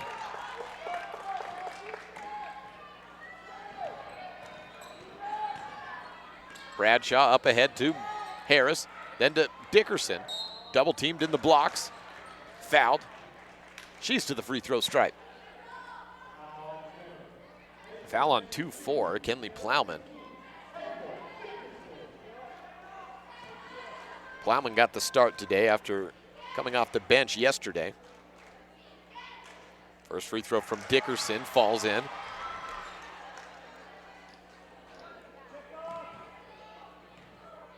Well, for a game that's at 18 points, it's really being played at the free throw stripe here in the closing seconds and minutes.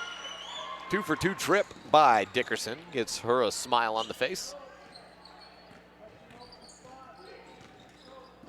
Out to the left side on the wing. Chamberlain drops it back to Plowman. She gets hit by Thomas. And that probably has her back to the free throw line for a single bonus.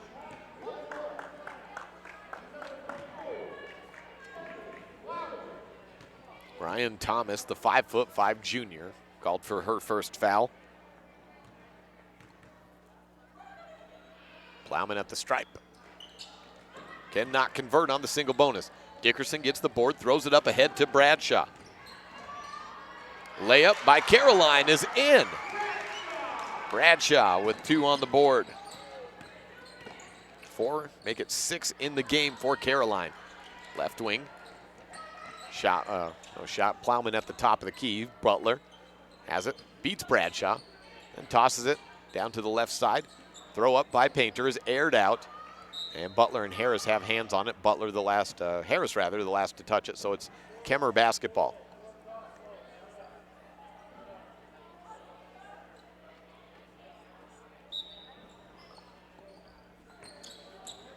Gregory inbounds to Chamberlain. She's fouled.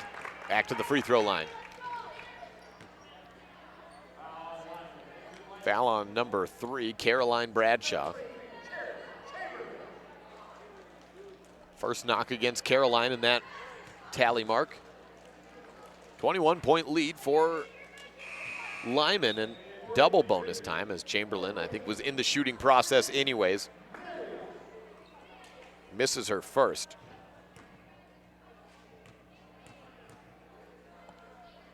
Second in. 5:12 left, 47-27 on the Benedict's Market and True Value board.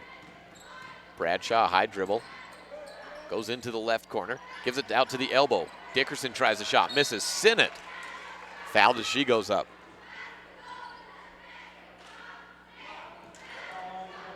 Foul on 1-4. That's Sydney Neria.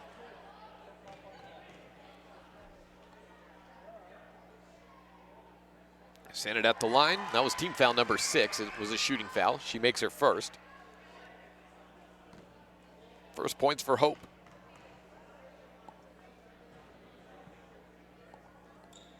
Second drops. 49-27. 5 minutes to play in the fourth quarter. Painter pushing the tempo, guarded by Thomas. Then to Neria. Out to the right side. Butler for 3. No good, off the handle. Over the back foul against Caroline Bradshaw. And the starters coming back in for Lyman. 2 fouls on Caroline. Chamberlain makes her first.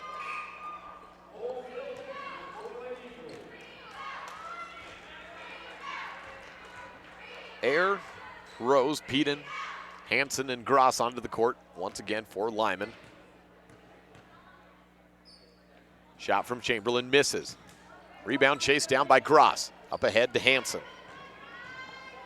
Throws it to Air, open on the left side. Misses off the blocks. Peden picks up the board, misses again.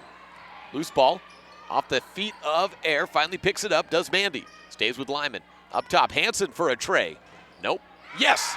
Hit the front iron, then the backboard and drop down. 52-28 on the Benedict's Market and True Value board. 3 3 balls by Bryce Hansen. Your Dr. McKay Franken precision play of the game. 3 drained from Sydney Neria on the other end. 52-31 on the Benedict's Market and True Value board. Halfway through the fourth quarter. Rose airs it out from distance. No good. Gross back to Hansen for a wing 3. Misses long. Rebound is on the ground and then picked up by Hansen. Peden shakes it but travels. Driving inside the 3-point line. 4:02 left. 52-31 on the Benedict's Market and True Value board.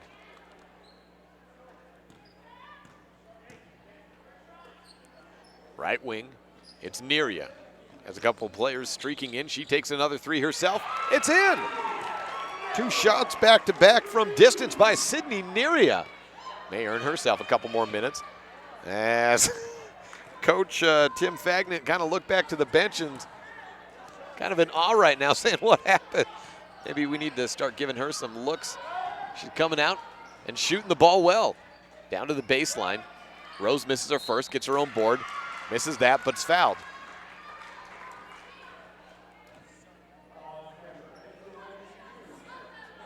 .330 left, 18-point lead in favor of Lyman over Kemmerer on the Benedict's Market and True Value board. Charles C. Rose at the free throw line for Lyman for 2 shots. Makes her first. Rose has a 7-point second quarter. Had 2 in the first half. I said second quarter. 7-point second half after 2 points in the first. Game time's pushing past 9 p.m. as Rose makes her second. We're at 8:56. 3:26 remain in the fourth period. So it will get past 9 p.m. on a scheduled 7 o'clock start. And it certainly did not happen at 7. Off the ball foul on 2-0. That'd be Lyman's Hadley Gross. Not free throws, though. It was I don't know what it was, but it was a foul on Hadley, but not free throws. Oh, never mind. It's foul number 4 on 2-5. There isn't a 2-5 on. I mean, that must just be written down wrong. Charles C. Rose for Lyman gets the board. Hansen in the blocks, backs up, swiped from behind by Chamberlain, loses the ball, and back out to Air on the baseline. She tries a short corner shot, misses it. Gross swipes at the ball, and it ends up in the hands of Painter for Kemmerer. Under 3 minutes to play, 54-34 on the Benedict's Market and True Value board. Chamberlain had the ball knocked out by Hansen. Butler to inbound for Kemmerer near their own bench. Bounce pass to Painter. Stolen away by Peden. She has to recollect her balance. Misses on the layup. Rose with the putback. Rose has 10 points in the second half. 12 in the game. Late surge by Charles C. today. 56-34 on the Benedict's Market and True Value board. 22-point lead. Cutter is Sydney Neria, and she's hit from behind by Peden. Neria has been the leading offensive player in the fourth quarter for Kemmerer with 6 points and a chance for 2 more. Peden's second foul. Those 6 points coming off of 2 shots, pretty much back-to-back by Sydney Neria. First free throw is dropped in.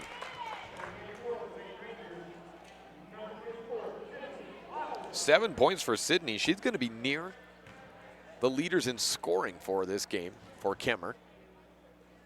With her fourth quarter output, has a chance to drop 1 more in, but misses off the front of the iron. So her tally stays at 7. Bryce Hansen takes it across the timeline, moving from right to left. 2:20 left in the game. Throws the ball away into the hands of Neria. She runs with it. Charles C. Rose backs up. I think Coach Hansen told the varsity to get in there, don't foul, back off whenever necessary, and just get some free throw or get some turnovers and put some points on the board, keep the clock moving. Peden after the steal from Mandy Air, misses. Air on the rebound on the left blocks, no good. Over the back rebound, picked up. Peden at the free throw line. She misses short as well. Kinsey Painter with 1:52 left. Has Rose in front of her, throws up ahead to Chamberlain, over her head and out of bounds. Lyman basketball, and 5 subs back in for Lyman. Ryan Thomas, Caroline Bradshaw, Kendall Dickerson, Hope Sinnott, and I'm missing one, Madison Harris. There she is. 1:45 left, 56-35. A win for Lyman would put them at 1-1 after they lost 45-35 today. Kendall Dickerson gets a free throw line shot to drop. They lost earlier today, 45-35 to Ridge County. Left side, it's Charity Chamberlain, guarded by Harris. She dishes out right corner, 3-ball from Butler, air ball. Caroline with a minute 16, baseball pass up ahead to Sinnott. Wild shot in transition, no good, too hard off the glass. Rebound for Kemmerer. Kenley Plowman with it. Gives it to Kinsey Painter. For Kemmerer, they drop to 0-2. And a timeout taken with 1 minute left, I think by Kemmerer. I guess we'll take it with them late in the fourth quarter. 58-35 on the Benedict's Market and True Value Board, a 23-point lead on a First Bank presentation of Lyman basketball on MyLocalRadio.com.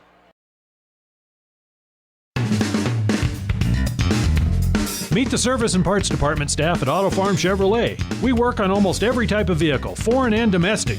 We also sell parts and accessories for almost all makes and models. Our staff is friendly and well trained, and we are here to serve you.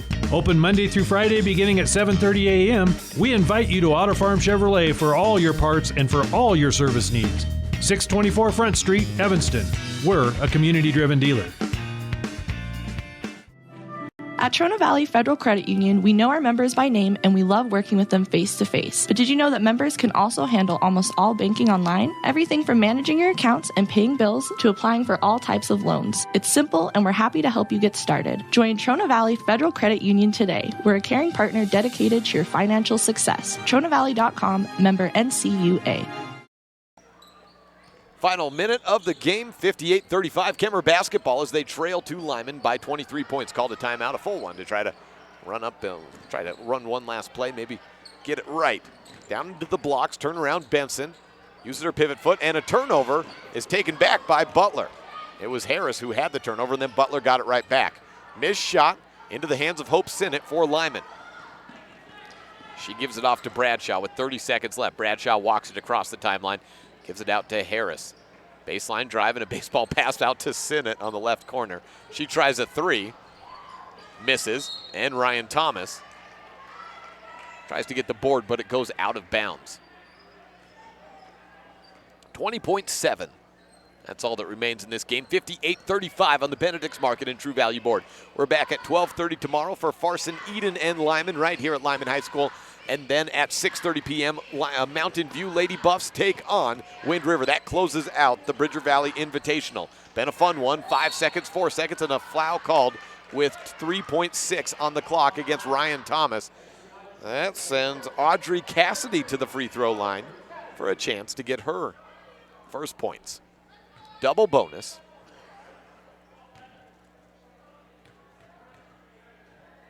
Cassidy, a lefty. Misses the first, short. Both of those games on MyLocalRadio.com. You can watch the video feed. I have a Sawyer Disaster Cleanup and Construction pregame show preempting both of those, and Cassidy makes it. So she gets on the scoreboard, a little add-on for player coming in and getting some varsity minutes. The end of the game, 58-36, the final on the Benedict's Market and True Value Board. We'll come back, close it out with some final stats and the Dr. McKay Franklin Precision Play of the Game. This is the First Bank presentation of Lyman basketball on MyLocalRadio.com and in Kemmerer on the Spur. 58-36, Lyman defeats Kemmerer.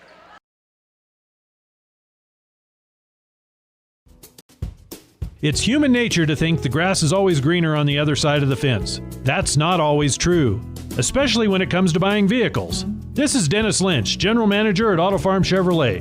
Dealerships pay the same price for new vehicles across America. The fact is, the best deals are right here, in your own backyard.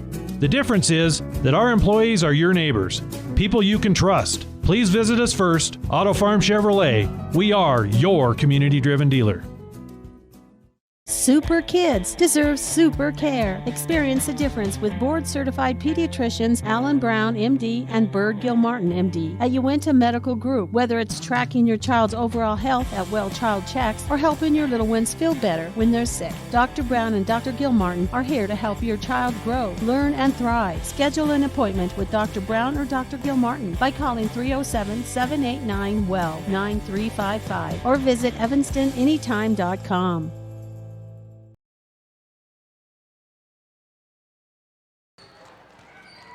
Final score on the Benedict's Market and True Value board: Lyman 58, Kemmerer 36. As we hand out the Dr. McKay Franklin Precision Play of the game, it goes to Bryce Hanson's triples, all three of them. In the second half, she finished with a game-high 17 points, followed by Charles C. Rose with 12. 9 points from Hadley Gross, 6 from Mandy Eyre, and 4 from Nicole Peden. That's the starters. Off the bench, Caroline Bradshaw had 6 points, and 2 points from Madison Harris, 2 from Hope Sinnott, and Kendall Dickerson finished with 4. On the Kemmerer side, 7 points from Madeline Gregory. She fouled out with 39 seconds left in the third period.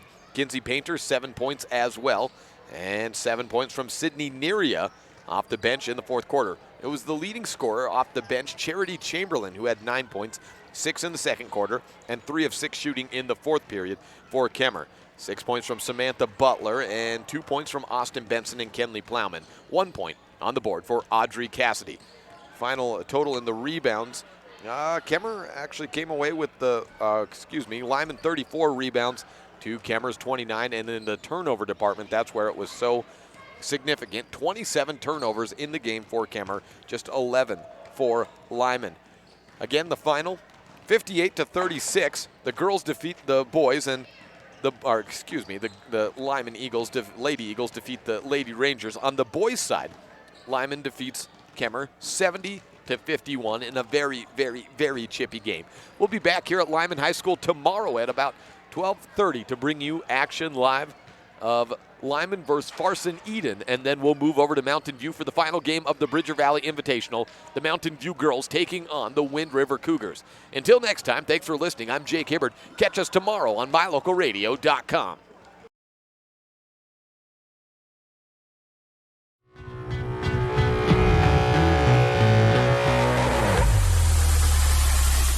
The preceding has been a wholly owned production of MyLocalRadio.com and Cook Brothers Broadcasting, no portion of which may be used or rebroadcast without the express written consent of Old West Media. Today's executive producer is Val Cook. We appreciate you tuning in to this MyLocalRadio.com exclusive of Lyman Eagles Athletics. We would like to take a moment to thank all of our sponsors and partners who make this all possible. And of course, thank you for tuning in. Check out our website for more information about future Lyman broadcasts, or like us on Facebook to stay up to date with the games. Until next time, go Eagles!